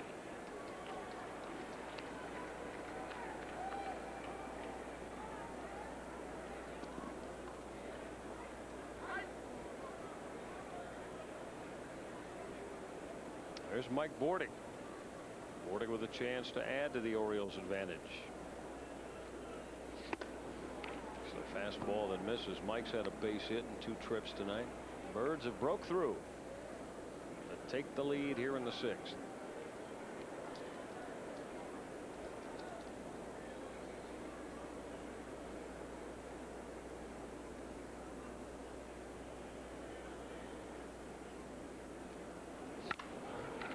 Ball to first. Carlos Delgado will charge, make the play, and step on the bag to retire Bordick. And Webster will move into third now with 2 out. And back to the top for Brady Anderson.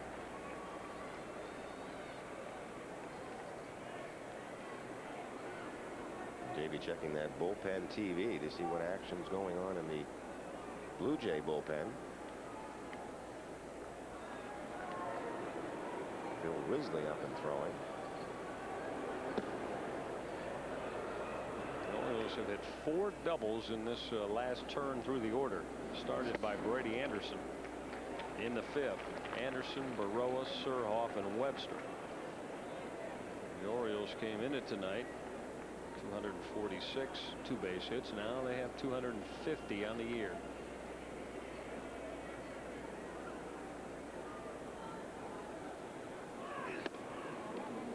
1-1 as Crabtree misses. Davey Johnson with that lead. It's the kind of scenario Davey likes. Get the lead in the 6th. And you can get that bullpen that's well armed. The inside corner with a slider. 1-2 on Brady.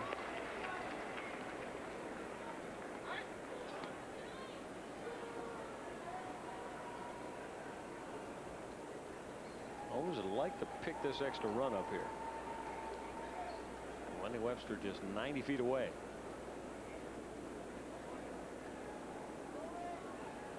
Crabtree brings the 1-2 pitch. Didn't miss by much, but Brady laid off. 2-2 now on the Orioles center field.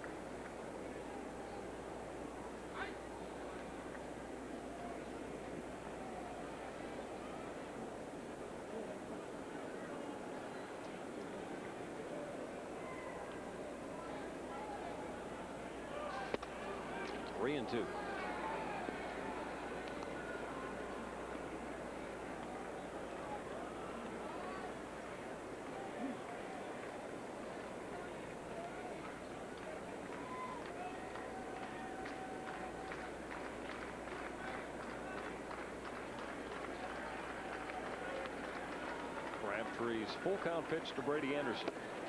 Bounced up there, got by Santiago. Webster's going to score.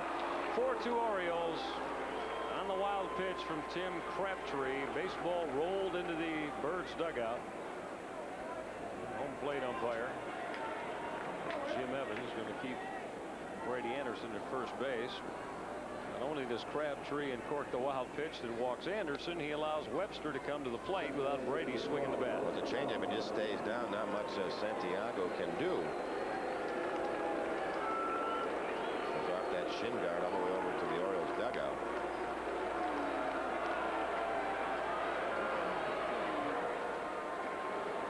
And the Orioles have put 4 on the board here in the 6th. Anderson's going. Santiago won't even throw down. Stolen base. Brady Anderson adds his 18th of the year that leads the ball club. Right back into scoring position.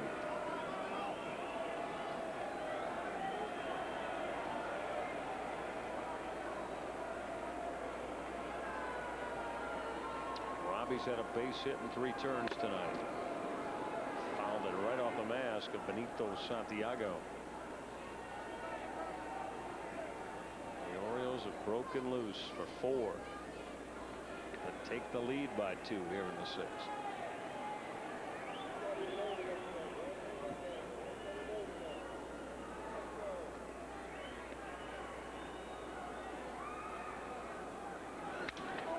Driven deep down the line and left. It'll get over the head of Jose Cruz up against the wall. Anderson will score. 2-base hit for Robbie Alomar. 5-2 Orioles as Roberto drives in his 56th run of the year. The 5th double of the night for the Birds. The 4th here in the 6th inning. And Mel Queen, the acting manager, is hearing some of the negativity from the crowd here at Skydome. Orioles with a 5-run 6th inning. They've knocked out Omar Dahl. They've done the same to Tim Crabtree. We'll be right back. Bill Risley now on to pitch for the Toronto Blue Jays. See the score right there, top of the 6th. 2 outs, 5-2. The Orioles have put together a pretty good inning. 5-run inning, and maybe they're starting to think a little bit about postseason and champagne celebration that will take place if the Orioles go on to win this game. See all the players in the dugout checking out, smiles starting to come on the faces. They're looking at that scoreboard saying, you know, about 12 outs from now, we could be having a real good time. And the thoughts are starting to creep in a little bit. Now here's Eric Davis.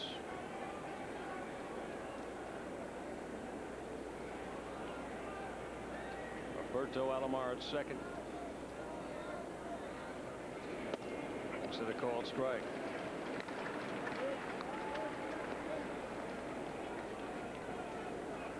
Eric's 0 for 3 tonight, looking for his first base hit.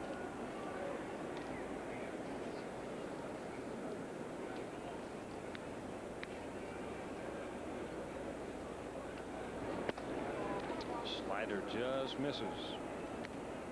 Risley was really suffered through arm misery since coming over from the Seattle Mariners. Has sort of an unusual quirk in his delivery. He'll separate his hand from the glove. Most pitchers keep the ball and the glove together till right at the end, but he'll break it out very early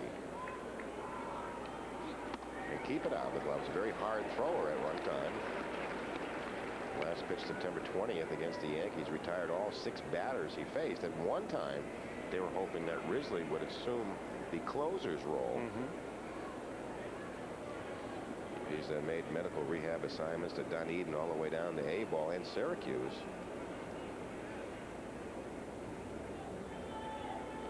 Risley's 1-2 to Eric Davis. Got him swinging through the fastball by him, but the Orioles come up big here in the 6th. They put a 5 spot on the board. Lead it by 3 when we get back to Skydome on HTS.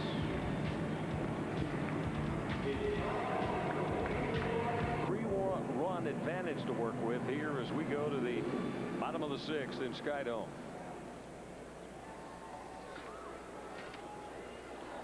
Going to be Sean Green, Joe Carter, and Carlos Delgado to hit against Kamenicki as the Orioles try to close in And a couple of milestones tonight. First and foremost, winning the American League East. And secondly, tying the club record for road wins in a season. Tonight will be number 50 if they get it.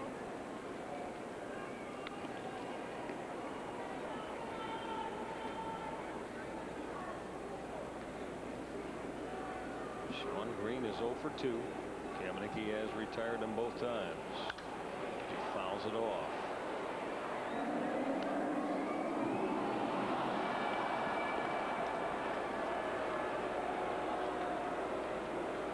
Scotty gave up just 2 runs in the 4th. 2 outs it started. Carlos Delgado doubled in the corner and right. And then Jose Cruz Jr. drilled his 26th home run of the year.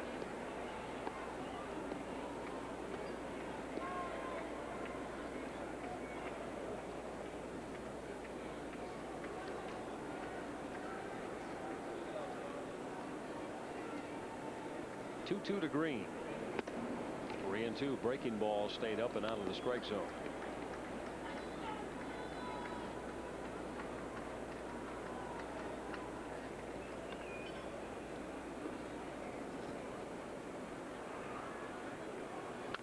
Ground ball at Robbie Alomar. Oscar Palmero 1 down here in inning number 6. And a chance for you to live out your baseball fantasy in the month of February at the official Orioles fantasy camp. Join former Oriole Hall of Fame greats Jim Palmer, Brooks Robinson, Frank Robinson, Earl Weaver. Our partner Mike Flanagan will be there, and many other Orioles in Sarasota, Florida, February 1st through the 8th. Space is limited, so call the number you see on your screen. Reserve your spot right now. The Orioles annual baseball fantasy camp. A good time is had by all. That it is. The rites of spring in February. Not bad. Joe Carter waved at Scott Kamenicki's curveball.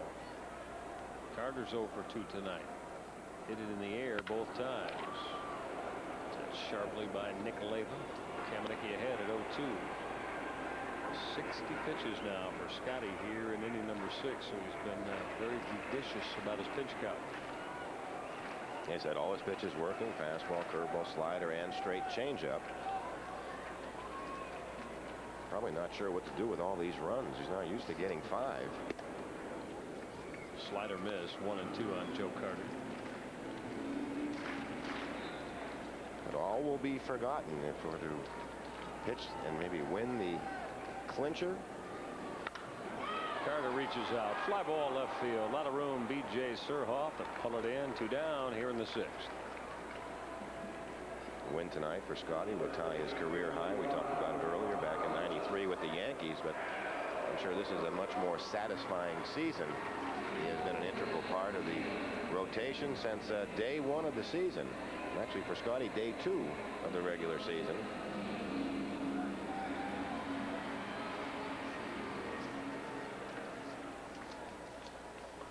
Delgado had the double that started the brief 2-run uprising against Kamenicki in the 4th. Fouls the left side. Mike, how do you think Davy Johnson, when the Orioles do clinch? Hopefully tonight. If not tonight, it'll come in the next day or so. I think Davey will approach the final 3-4 games of the baseball season, resting some people, but yet making sure they maybe get a couple turns of the plate just to stay sharp. Yeah, it's almost like gearing up for a prize fight. You don't want to really push your players, but you want to certainly have them game ready for when postseason arrives. I'm sure you see it treated much like a spring training game. Some players may be playing 5 or 6 innings, and also gives Davey a chance to give his bench some work, so he also tunes up that part of the team. I'm sure the bullpen will be used more on a routine than by need. You try to use some pitchers every other day, so the starters will cut back, I'm sure, on innings. They'll pitch 5 or 6, probably be on a pitch count lower than normal. I would assume, maybe with the exception of Scotty Erickson, who they continually try to wear down, so he's not too strong. No. But certainly the others will be maybe 75 pitches or so instead of the usual 100, 110. 1-2 to Delgado. Didn't go. Then what you do is you cross your fingers and hope no one gets injured in the remaining days, so you go in well armed and well manned.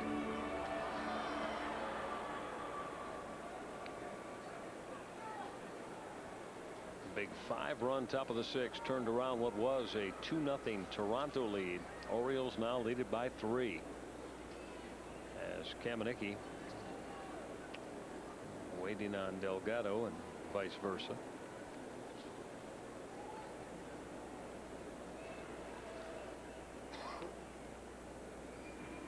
Two-two pitch. Slider down around the feet of Carlos Delgado. If you weren't with us at the top of the show, about 5 o'clock this afternoon here at Skydome, Cito Gaston fired, relieved of his duties as manager of the Jays after 9 years and 2 World's titles. Speculation already circulating, and we're down on the field doing work before the game tonight, Mike, talking about some Toronto writers and what have you. See Mel Queen, who's the interim manager and the pitching coach. I think with 5 games left, 4 after tonight, that Queen probably is amongst the list of candidates. Delgado will lift it foul. Palmeiro chasing near the seats. Rafi leaning in and lost the battle to the paying customers down there in first, second row.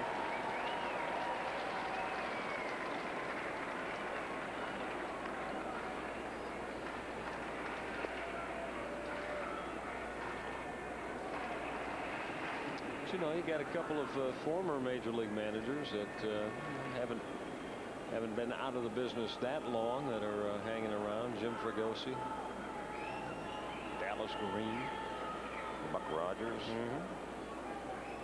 But from what we understand, they will not go that route. They will go from within the organization, or I guess for a younger type manager, someone that can handle, much like a Buddy Bell, able to work with the young and be very patient. Well, this is a very attractive job for anyone that has managerial aspirations. You're looking at you know, the city itself, obviously this facility, and the tradition of the Blue Jays, and ownership that, at least for the last few years, willing to spend the money it takes to get quality talent here. There's Jose Cruz Jr. Kamenicki going to the slider. Cruz with a swing and a miss. Jose unloaded, 26th home run of the year. Big 2-run blast his last time up to put Toronto on the board.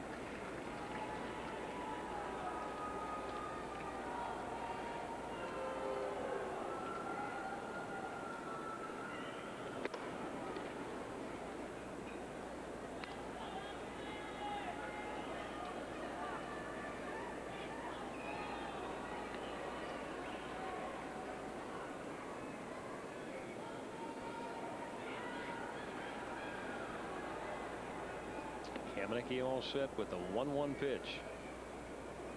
Good breaking ball to get ahead of Cruz. Scotty's had excellent stuff really through most of this game. The only real mistake he made was a pitch up to Cruz. Cost him 2 runs. That was after a Delgado double.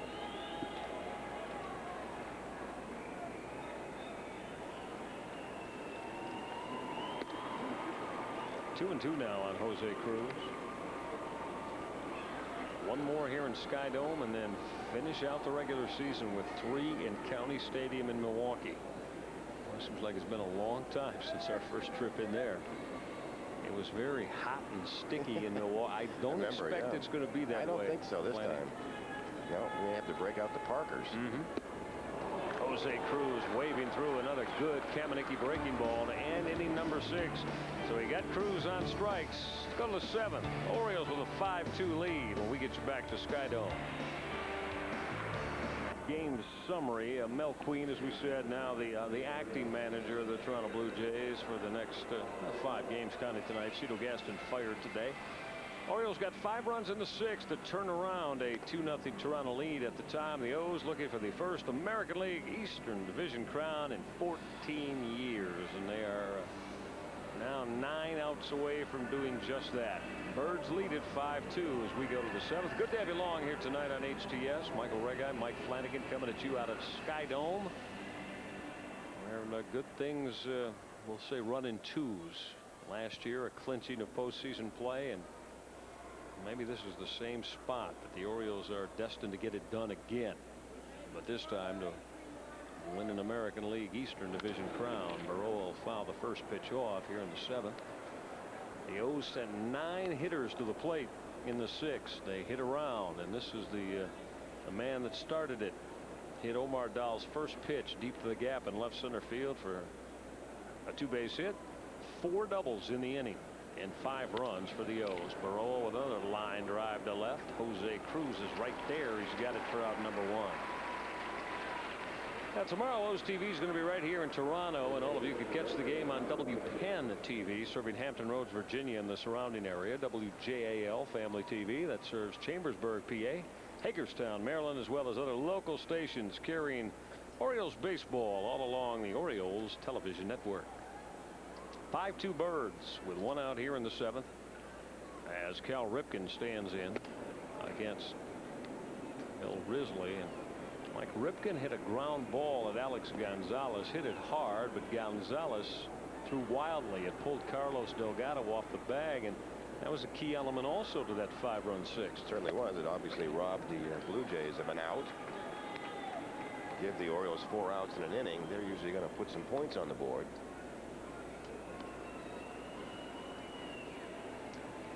Gonzalez with a throwing error. That was costly.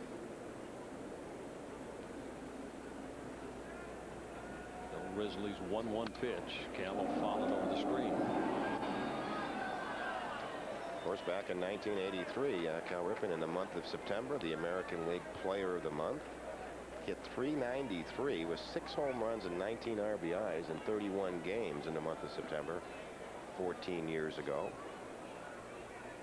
And a very close voting at the end of the season, edging out Eddie Murray, teammate, for the Most Valuable Player award. Caught the final out of that '83 World Series against the Phillies off the bat of Gary Maddox. Game pitched by Scotty McGregor.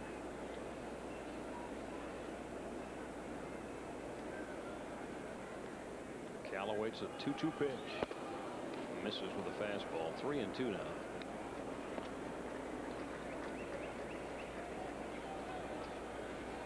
I think that's the point that Cal is like to make in a lot of situations.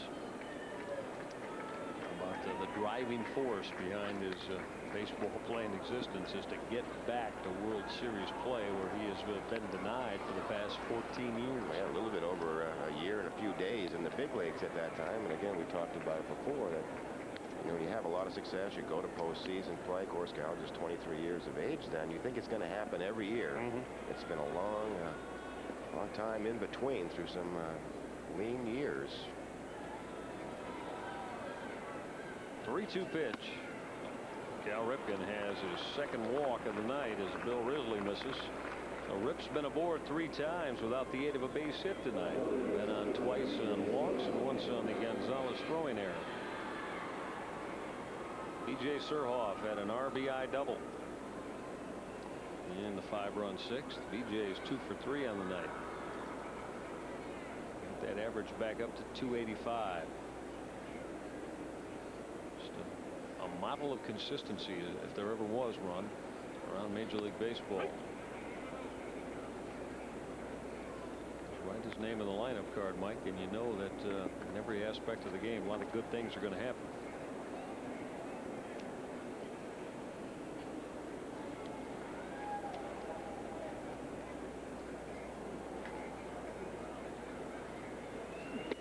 BJ will be looking to make his second appearance in postseason. Never made it into postseason with the Brewers.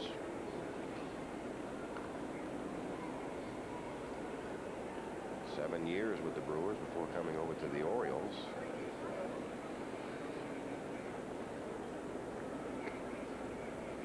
One pitch from Risley to Surhoff. Oh, BJ had a good swing and fouled it straight back. You see, with a hard thrower like Risley, BJ just cuts down that swing and just goes right to the ball. No wasted movement. And watch this short stroke that BJ Surhoff puts on this fastball. Just nice and clean to the ball.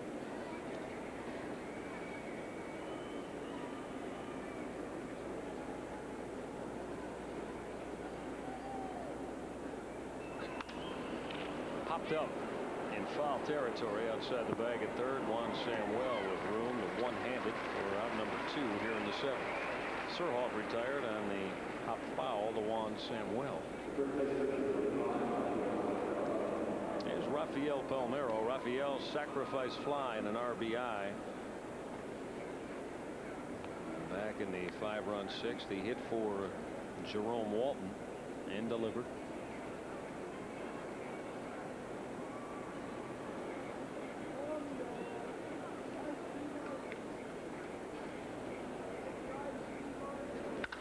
Rafi with a towering drive, deep right.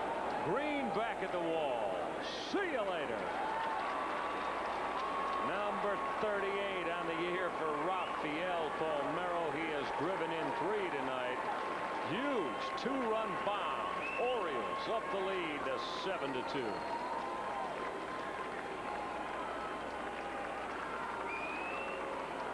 Mike, as we said when Rafael came to the plate, he gave himself a pretty nice birthday present. He's done it. He's given himself one, and also the Orioles one. And this is against a team that has a difficult time in scoring, and now with the score 7-2 and just 9 outs to go to clinch. Smiles are creeping onto all the faces. Arnold Bernhardt congratulating Rafi. Number 38 for Palmeiro.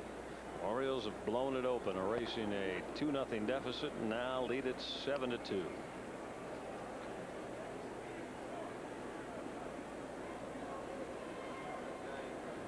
Classic home run stroke from Rafael. Swing and a miss from Lenny Webster. Lenny had a key RBI 2-base hit in the 6th.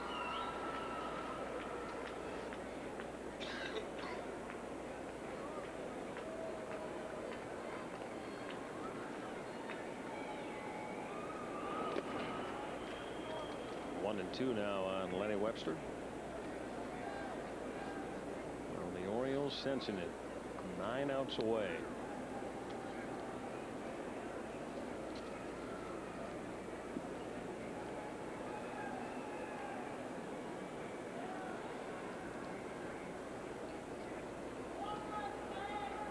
One-two to Webster. Breaking ball misses. 2-2 on Lenny.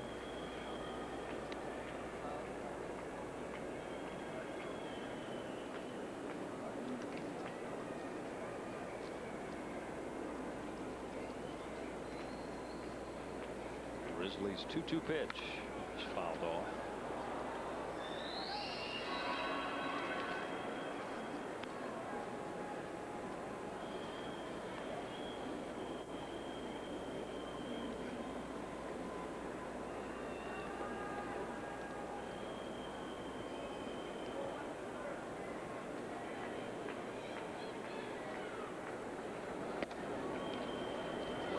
Did not go. Checked his swing. 3-2 on Lenny now. We'll go back 31 years ago as Rafael talks about how he got out of here. Well, 2 swings to the bat, 3 RBIs, home run, sacrifice fly. Makes it look easy. Slider missed on the 3-2 pitch from Bill Risley, so Lenny Webster has drawn the 2-out walk following the Palmeiro home run. Orioles won their first division crown back in 1966, and that was before that division play, so their first American League championship back then. Hank Bauer was the manager of the ball club. And the first then continued to follow. Of course, 69, 70, 71, 73, and 74. So in a 6-year period under Earl Weaver, 5 first-place finishes in the American League East. With just the 3rd place finish in 1972 being the only miss in that 6-year run. The Orioles followed up with 3 straight second-place finishes. This has not been an organization, Mike, that's known too much about second division play or being out of a pennant race early in a year. Davey Johnson, of course, has won division titles in New York City with the Mets and a World's Championship, and a couple in Cincinnati with the Reds. tasted that champagne before. It burns, but it sure does feel good. Just sort of flashing back to '83 and certainly the Orioles celebration in Milwaukee. Certainly something, again, you never forget. Slider on the outside corner. Mike Bordick's called out on strikes. Orioles, though, just the 9 outs away. Rafael Palmeiro, happy 33rd birthday to the first baseman. Went deep. 2-run job, his 38th of the year. 7-2. 9 outs away on this September the 24th from seeking an American League Eastern Division championship. Here's Alex Gonzalez, who looks at a called strike to lead off the bottom of the 7th. Kamenicki's only given up the 2 runs in the 6 innings, so another quality start for Scotty as he tries to pick up his first win since August the 24th, 1 month ago today. He's had, what, 4 no decisions and a loss in that time, Mike, and yet he has pitched quality baseball. Certainly has. You go back to some of the games certainly earlier in the year for Kamenicki versus the Red Sox. 7 innings, just 1 run, no decision. Against Seattle, 7 innings, 7 hits, 1 run, no walks, 7 strikeouts, no decision. He just froze Alex Gonzalez and fanned him looking. Scott Kamenicki strikes out Gonzalez to start the 7th. Well, he's been nothing short of outstanding from start to finish. Big sweeping curveball. He's only allowed 4 hits. Kamenicki is getting the job done. We want you to know that HTS is going to follow the O's in the postseason. Tune in next Tuesday, September 30th, 7 o'clock. Orioles wire to wire. 1-hour wrap-up of the Birds' 1997 season in picture and in interview form. We live all of the moments of this winning season, and we'll preview the playoffs for you, wire to wire, Orioles style, 7 o'clock next Tuesday, September 30th, only here on the cable home of the O's HTS. Benito Santiago at the plate after Kamenicki fanned Alex Gonzalez here to begin the 7th.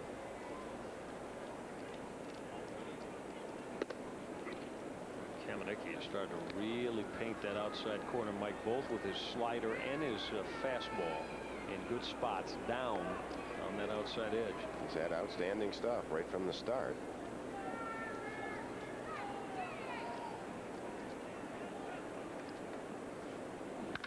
Ground ball, big hop. Cal Ripken will play it at 3rd.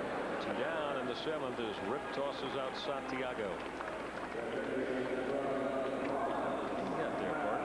What, an 83 media guy? Yeah, I found this in the Wayback Machine. It's going back to '83, quite some time. The old press guy that we had that year, and it's sort of a flashback for me. And I've been trying to find, I guess, some minutia or trivia back in the Wayback Machine.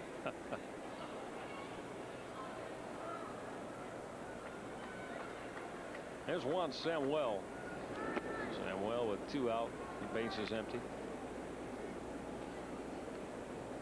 Kamenicki's got Samuel both times tonight.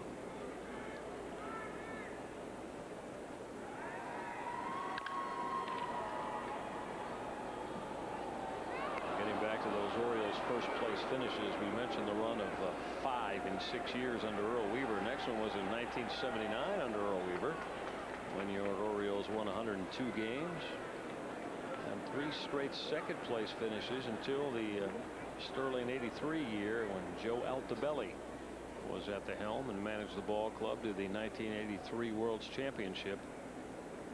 And then there aren't any more after that. So that's, we talk about in the there's now a 14-year dry spell that the Orioles are just now outs away from taking care of. Samuel has just touched off a bomb that's going to get out of here. Deep to the seats and left center field. Juan Samuel. One of those that was gone when it left the stick. Kamenicki has given up his 2nd home run of the night. Still got a 4-run lead at Samuel's solo home run here in the 7th.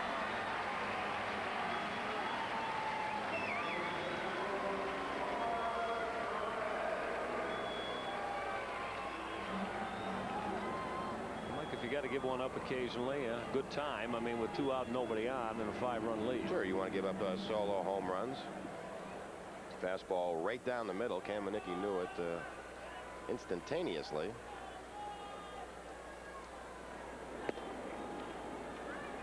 When you have a lead, you just want to continue to pepper the strike zone.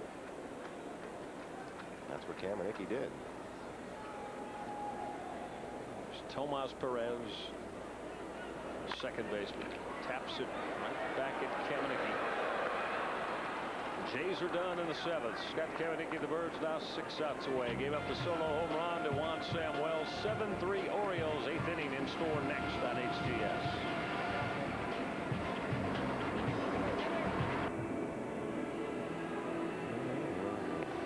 I guess I got to lug all this stuff down when I go, right? The bag and clothes and find a place to put it. Unless you...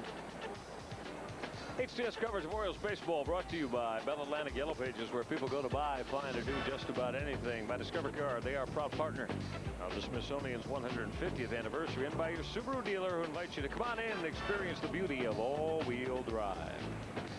Top of the 8th in Skydome in Toronto. Orioles on this special night that is now getting closer to post-game celebration time for the Birds. They lead at 7-3. Carlos Almanzar is on.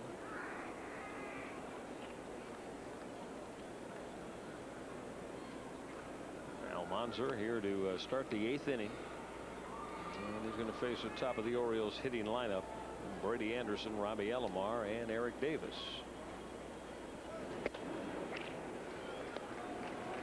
Gone final now in Jacobs Field in Cleveland. The New York Yankees with a 8-4 win over the Cleveland Indians. So the Yankees blowing that big lead last night, Mike, helped a little bit because, given their win now, the same thing holding true. Orioles win last night and tonight, it would still be 1 heading into tomorrow. Well, now they're just looking at 6 outs.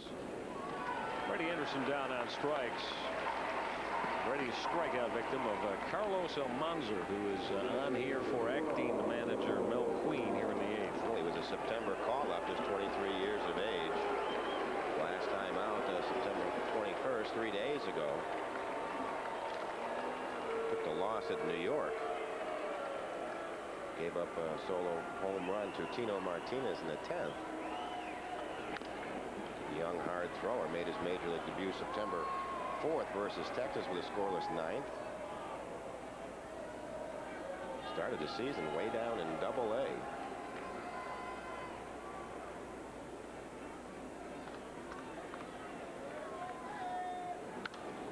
Robbie Alomar fouls it off. Robbie's had another productive night. He's got 4 hits in this series so far. A couple of doubles. Driven in 2 runs. 2 for 4 tonight with a single and a double and the RBI. Roberto dusted himself off last night after Roger Clemens came up and in and promptly hit the 2-run double. Swing and a miss from Robbie there. Strikeout victim number 2 from Carlos Almanzar. And of course, the Skydome crowd who boos Robbie at every turn. They're looking for anything to cheer about in sort of a dismal season, and maybe one of the low points. Certainly, manager Cito Gaston, we talked about, fired today. 4 straight seasons now of sub-500 ball has really hurt the attendance also. This place used to sell out game after game. See, Almanzar is a hard thrower as he pops that glove of Benito Santiago with his fastball. Eric Davis is 0 for 4 tonight. Eric has struck out 3 times.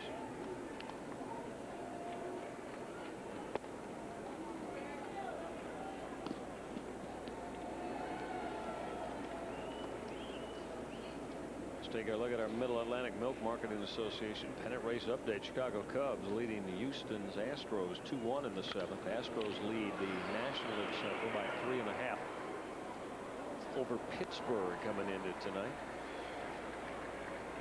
So the Orioles are the last one to settle things up in the American League. National League, you've got that NL Central and the down to the wire National League West still to be decided. Eric Davis has played in 1 World Series in his career. That season we talked about where the Reds went wire to wire under manager Lou Piniella. He became the 22nd player in World Series history to homer in his first at bat when he took Dave Stewart deep in that series. strikes for the 4th time tonight. Orioles lead it 7-3. We're down to the bottom of the 8th on HTS. Game. Bottom of the 8th. 7-3 Orioles. Birds 6 outs away from the clinch here in Toronto for the 2nd straight year. Last year a wild card berth. This year the bigger prize, the American League Eastern Division title. Center fielder Shannon Stewart to lead it off. He's got a base hit for 3 and stolen the base tonight. Swings and misses at the Kamenicki slider. Scotty's been tough tonight, giving up a couple of home runs. But he's certainly kept the damage very minimal. Only allowed 5 base hits.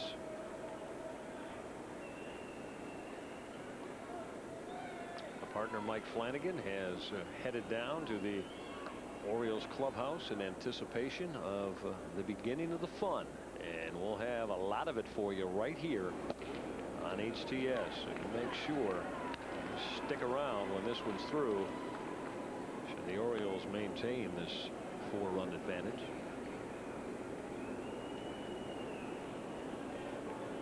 Birds had a big 5-run 6th to break this thing wide open after they trailed early 2-0. 1-2 pitch. Stewart will foul it off. More Orioles fans here tonight at Skydome looking to be a part of the clinch party.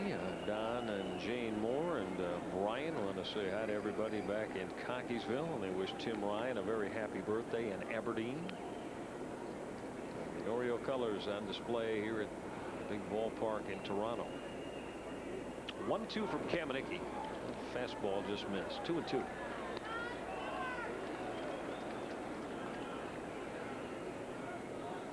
After wondering whether or not there would be a baseball future for him in 1996, Scott Kamenicki, so valuable this year, so large in the Oriole pitching rotation all year long. 3-2. Last couple of years, injury-plagued seasons with the New York Yankees. Scotty told me earlier in the year that Yankees really didn't want to let him go. Kamenicki was able to pull away as Stewart hits it foul. Scotty's thrown 106 pitches now, 66 of them being strikes after that last pitch to Shannon Stewart.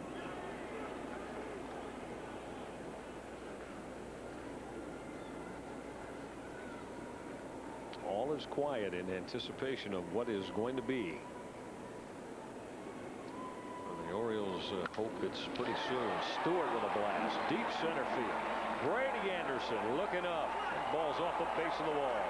Shannon Stewart's going to hold with a long double as he made a bid to go out of here in deep center field as he drove it about 400 feet.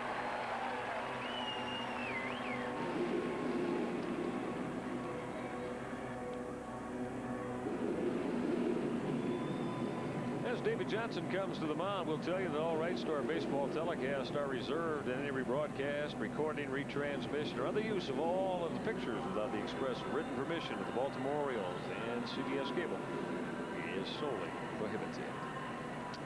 After the long leadoff double here in the 8th, that's going to be it for Scott Kamenicki as he throws a strong 7 innings plus. David Johnson going to the bullpen. We'll tell you about Jesse Orozco in moments. We get you back to the Dome. 7-3 Birds on HTS. Out to Elizabeth Moore. Elizabeth, no player for the cycle, but you have won a Panasonic 27-inch stereo TV because you played in tonight's giant HTS Orioles $1 Million Magic. See if you can turn your field of dreams into a field of green. Do it by checking out the Orioles here on HTS and on O's TV, and see your local giant for details.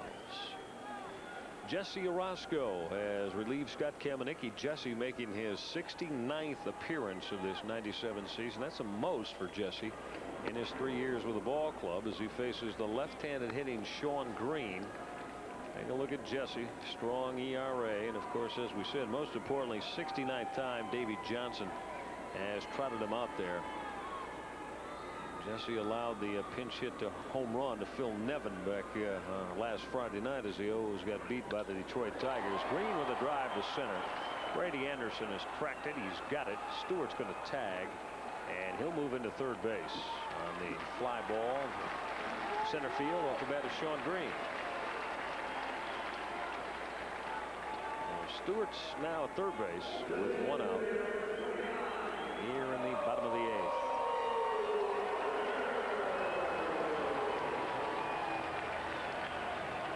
And it'll bring Joe Carter to the plate. Joe's been handled 3 times tonight by Scott Kamenicki. Another 100 RBI season for baseball's classiest guys, Joe Carter. Carter-Orozco matchup has been all Jesse. Carter has not had a base hit in 5 trips against Orozco. Fouls his first pitch back. Jesse Orozco celebrated his 40th birthday way back in the cold of Boston in the month of April. And he has put together yet another superb season for Davey Johnson.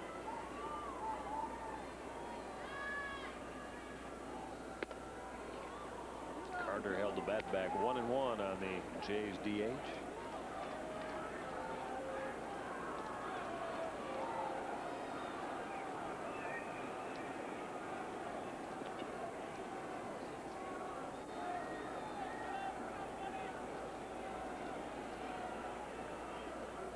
Orozco's 1-1 pitch. Fastball missed up and in. 2-1 on Joe Carter.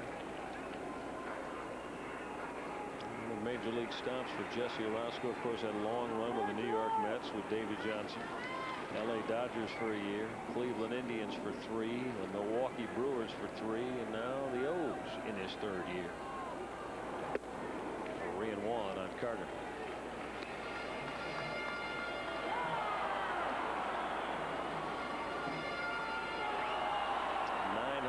954th game that Orozco has pitched in. That's 7th on the all-time Major League Baseball pitching list.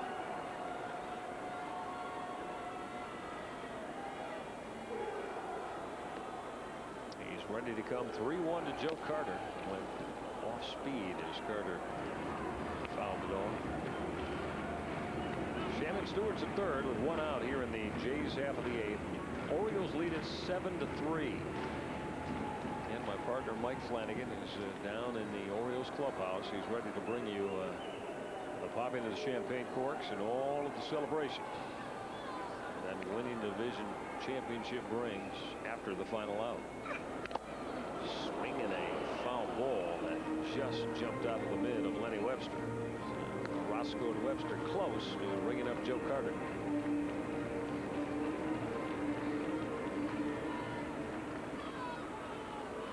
Will he be in a Blue Jay uniform after this year?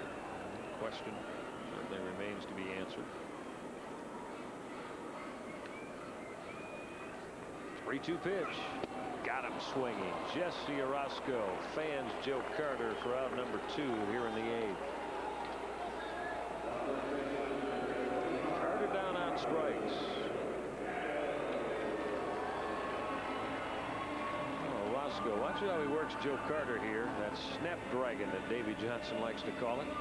That hard biting slider, and when Orozco's right, he'll throw that under the hands of right-handed hitters, just as he did to Joe Carter. 2 down with Shannon Stewart at third. And there's Carlos Delgado. Delgado has doubled in 2 trips. Also walked here tonight. Slider from Orozco is right there to get ahead of Carlos Delgado.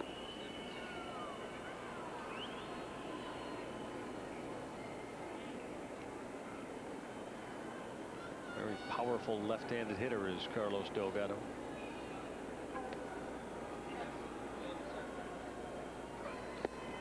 Waves of the Orozco slider. 0-2. So you see Jesse Orozco and Lenny Webster's idea on how to work Delgado. Staying away.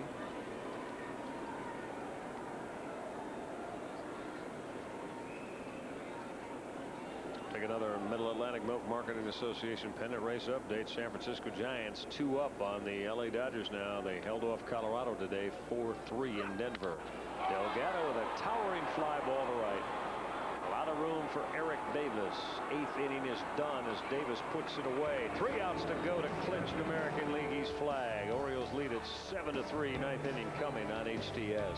That everybody in Birdland's been waiting for quite some time. In this baseball game, number 158 on the year. Kelvin Escobar is on the mound for the Toronto Blue Jays. Escobar, who's had a strong close to the second half. You see his 13 saves. He turned into the closer on this ball club. And Mel Queen, the acting manager, wanting to get Escobar a little bit of work here.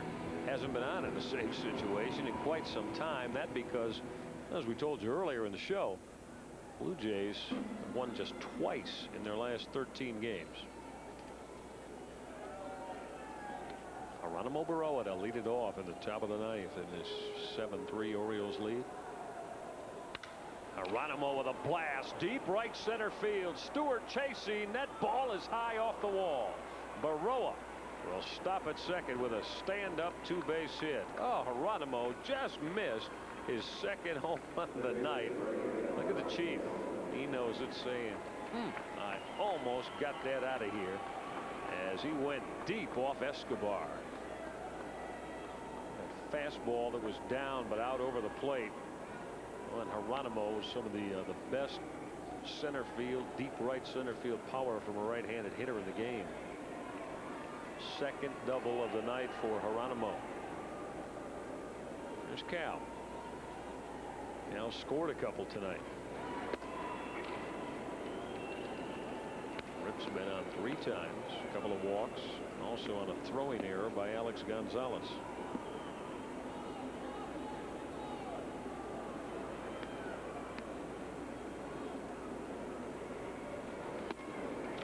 On Ripken. This road win will also be number 50 on the year away from Oriole Park for the Birds, which will tie a club record set back in 1980 when the O's went 50-31 as Escobar misses again.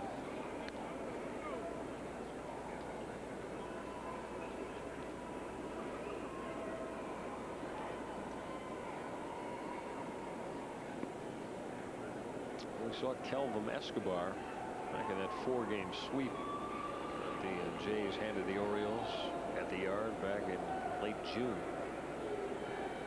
And it was impressive. It turns that fastball loose past Cal there.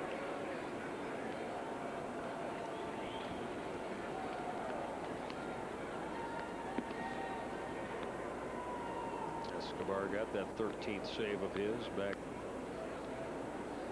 5 days ago in the 1 win over the New York Yankees as Cal Ripken delivers a line drive base hit to left.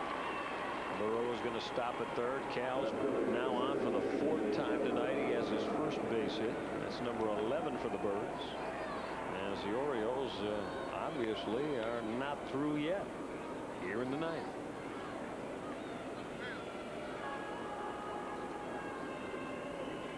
Here's B.J. Surhoff. B.J.'s had 2 hits tonight in 4 turns. His double drove in a run in the 6th.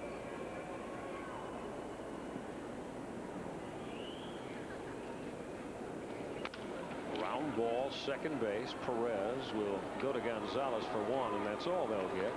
Second RBI of the night for B.J. Surhoff as Geronimo Barroa crosses the plate. Orioles lead it now by 5 at 8-3 as Surhoff now with his 88th RBI of the season.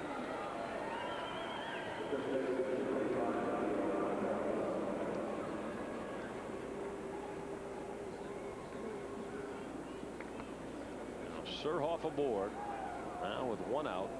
B.J. delivers Geronimo Barroa with run number 8 tonight. Here's Rafael Palmeiro. Rafi didn't start tonight on his 33rd birthday, but he has given himself quite a birthday wish come true. Sacrifice fly when he pinch hit for Jerome Walton in the 6th, and then crushed his 2-run home run deep to right in the 7th. 38 home runs and 109 runs driven in for Rafi.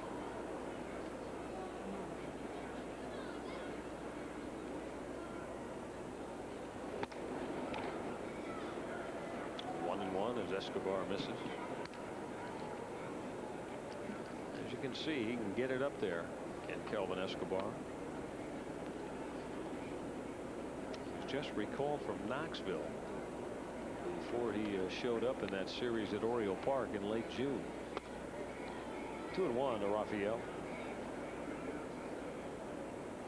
Blown a couple of save opportunities this year. But he has had saves in 8 straight appearances, and that's only 2 short of the club record that was held by Dwayne Ward back in 1991 when Ward saved 10 straight. 3-1 on Palmeiro.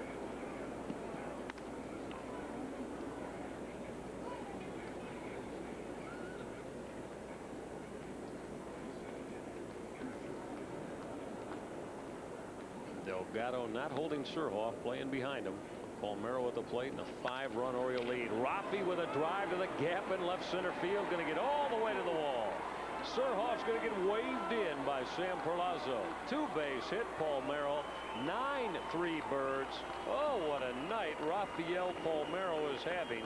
4th run driven in, 2nd extra base hit, and he didn't come off the bench until inning number 6.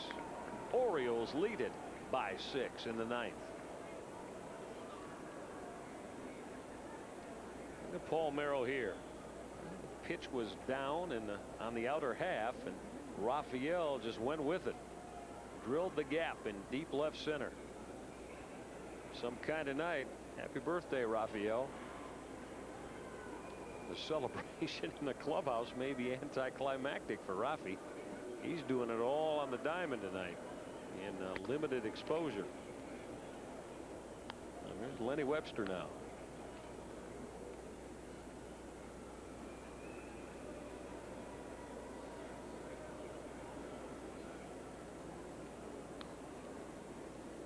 Lenny had a big run producing double in that 5-run 6th. Pops it up. Second baseman Tomas Perez put it away. 2 down now here in the 9th. Webster pops out to Tomas Perez. That'll get Mike Bordick to the plate.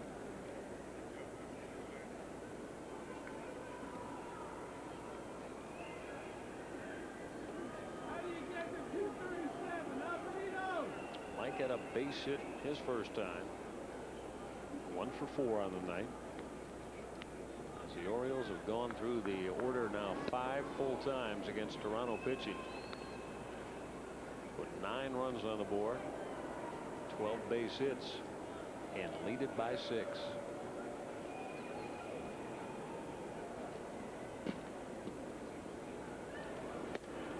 The outside corner, good Escobar fastball. Make sure you are part of Orioles Wire to Wire next Tuesday night at 7 o'clock right here on HTS. You're going to hear the Orioles brass, Pat Gillick, Kevin Malone, do quite a bit of talking, throwing the accolades on this man at the plate, Mike Bordick, for the job he has done this year. Man, it's been a struggle at the plate from time to time for Bordy, with that average now back at his season high, by the way, of 237. He has been extraordinary with the glove, as advertised, coming over here from Oakland.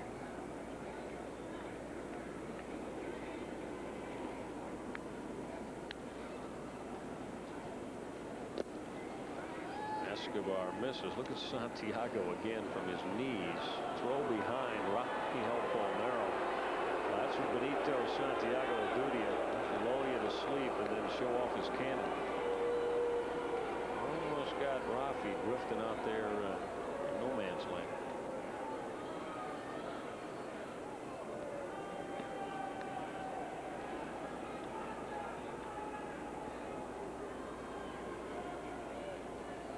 Kelvin Escobar, 2-2 to Mike Bordick. Missed away, 3-2.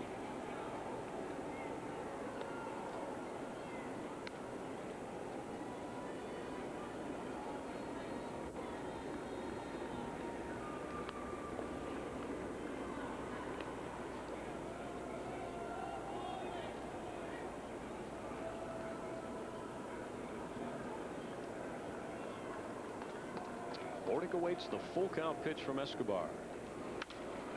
Following the seats, first base side. Now Skydome has cleared out considerably on a night when the love affair here with the manager of 9 years ended. And Cito Gaston, in case you're just joining us, was fired about 5 o'clock this afternoon. Certainly no surprise, much anticipated after 9 years in the Blue Jays dugout. 3-2 to Bordick. Escobar walking. Mike Bordick draws a walk. 2 out and now 2 on here in the ninth. And the 6th time this evening, Brady Anderson is going to come to the plate. Brady's had a double and a walk and stolen a base. Down by 9-3. Mel Queen is going to have a chat with Kelvin Escobar, and he's going to go to his bullpen. We're going to get a left-hander to face Brady Anderson in his 6-run Orioles advantage in the 9th. Be right back to Skydome on HTS. Ken Robinson, one of the call-ups in the month of September, is going to try to finish it out here in the top of the 9th. He'll face Brady Anderson. Robinson gave up a solo home run to former Blue Jay, now New York Yankee, Cecil Fielder. In the 8th inning, the game in Yankee Stadium last weekend that tied the game that the Yanks went on to win on a Tino Martinez 10th inning home run. There's Brady Anderson now. Orioles lead at 9-3, and the Birds just 3 outs away from the clinch here in Toronto. Brady's 1 for 4 officially. Also walked. He scored a run and stolen the base tonight. Palmeiro and Bordick aboard as Brady Anderson looks at the slider that misses from Ken Robinson.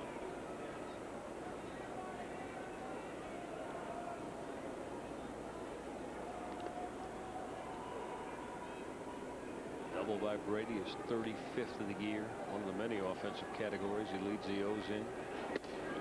Fastball on the outside corner.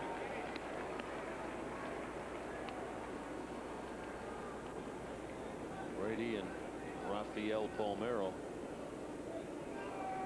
right there, and a run scored for the leadership in the ball club. Brady and Rafi both 95 on the year. Slider miss, got away from Santiago, but not far enough to allow any advancement.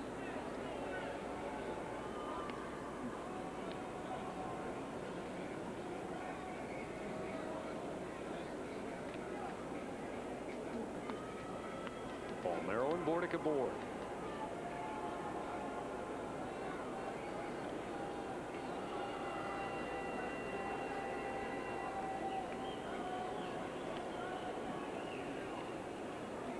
Two-1 to Brady Anderson. Swinging a miss. 2-2 now. Bottom of the 9th. Assuming it'll be Jesse Orozco who left the game after recording the final out of the 8th inning after he came on for Scott Kamenicki. No action right now in David Johnson's Orioles bullpen. 2-2 pitch. Brady will foul the seats, third base side.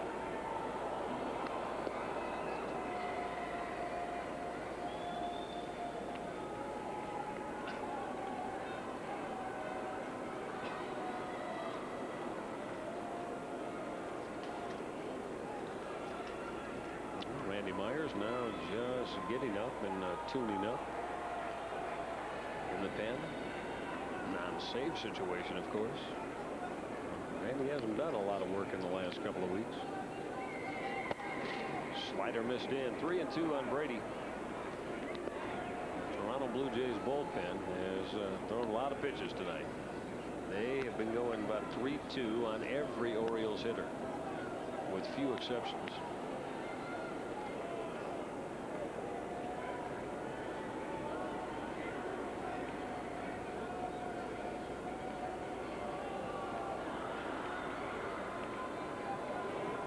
Two to Brady. The runner's moving. He'll foul it all.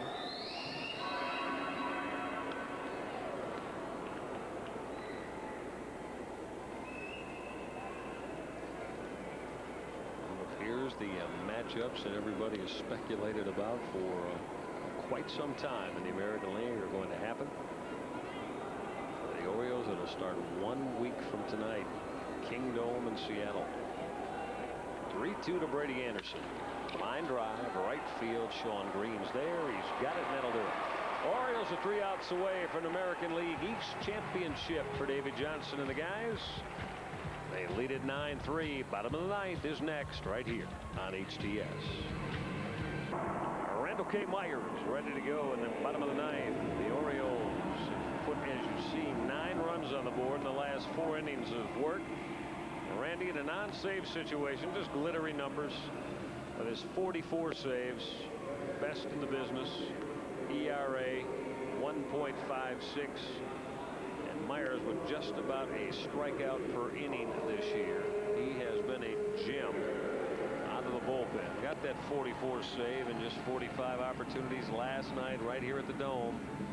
And in the last month, Randy Myers has only had 4 chances to earn saves. So kind of goes along with, as we've been telling you, this is the Orioles by far their worst month of baseball in this 97 season.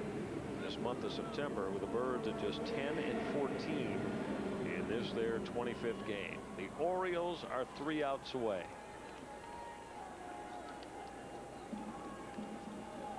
Jose Cruz Jr. leading off in the bottom of the ninth as Myers pours it on the outside corner for a called strike. Cruz unloaded his 26th home run of the year. 2-run blast as a left-handed hitter off Scott Kamenicki in the 4th. Gave the Jays a 2-0 lead that only lasted until the 6th. Myers ahead of Cruz at 0-2. There are many around baseball, and I'm one of them, that believe that Randy Myers should receive very strong Cy Young consideration in the American League. It's probably going to go to Roger Clemens or Randy Johnson. But Myers has been brilliant, and in many people's eyes, the MVP of this Orioles team here this year.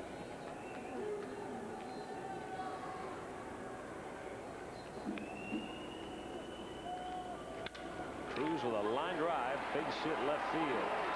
Young Jose Cruz reaching out and drilling a base hit off Randy Myers to open the bottom of the ninth. His 2nd hit of the night. And that's base hit number 7 for the Jays.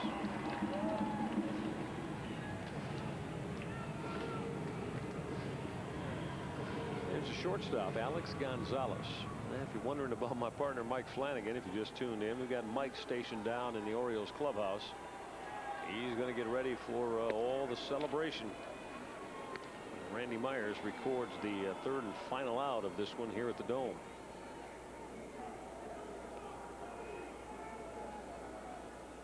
Gonzalez on the night is 0 for 3.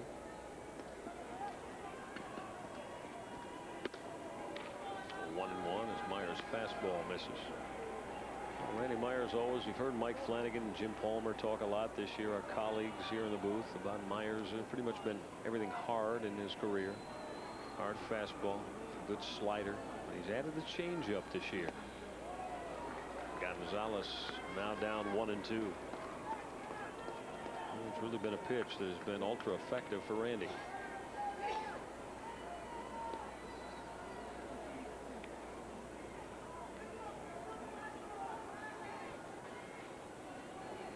Ground ball to short, could be a pair. Bordick, Alomar, turn it over. 6-4-3. Randy Myers threw the double play ball to the bat of Alex Gonzalez, and the Orioles just now 1 out away.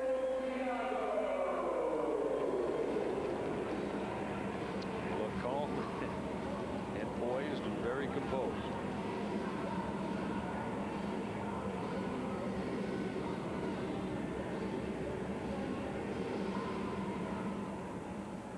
Here's Benito Santiago.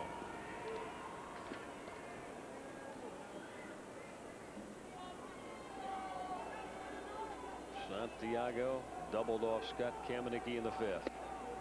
Swing and a miss.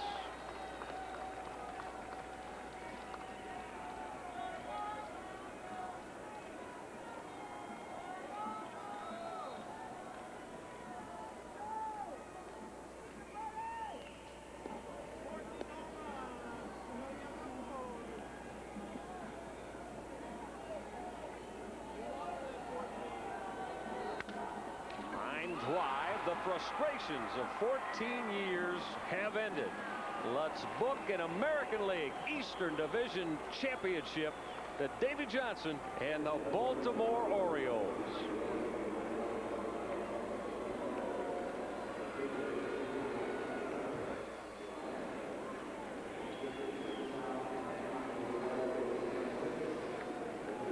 The Birds put the wraps on it right here in the Skydome in Toronto with this 9-3 verdict over the Toronto Blue Jays.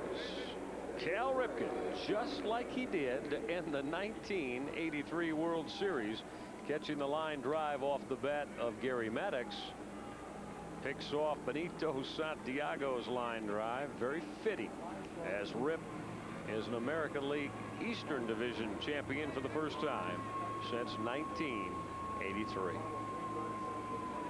The O's beat the Toronto Blue Jays at 9-3, and a lot of glad handing, but not a lot of wild celebration going on as of yet. But you can imagine when the Orioles get in that clubhouse, things will change a little bit. As Scott Kamenicki wins for the 10th time this year. As you see, Brian Williams going to get passed out. All of the hats, the t-shirts that denote being an American League Eastern Division champion. Here in 1997, the Oriole fans that are here congregating behind the Orioles dugout as the hugs of a champion are shared on the diamond here at Skydome. We're going to be going down as you see some of the Orioles start to make their way through the tunnel up the runway to their clubhouse. And my colleague Mike Flanagan, as he will begin our post-game celebration right here. You'll catch it live, only place you can on HTS.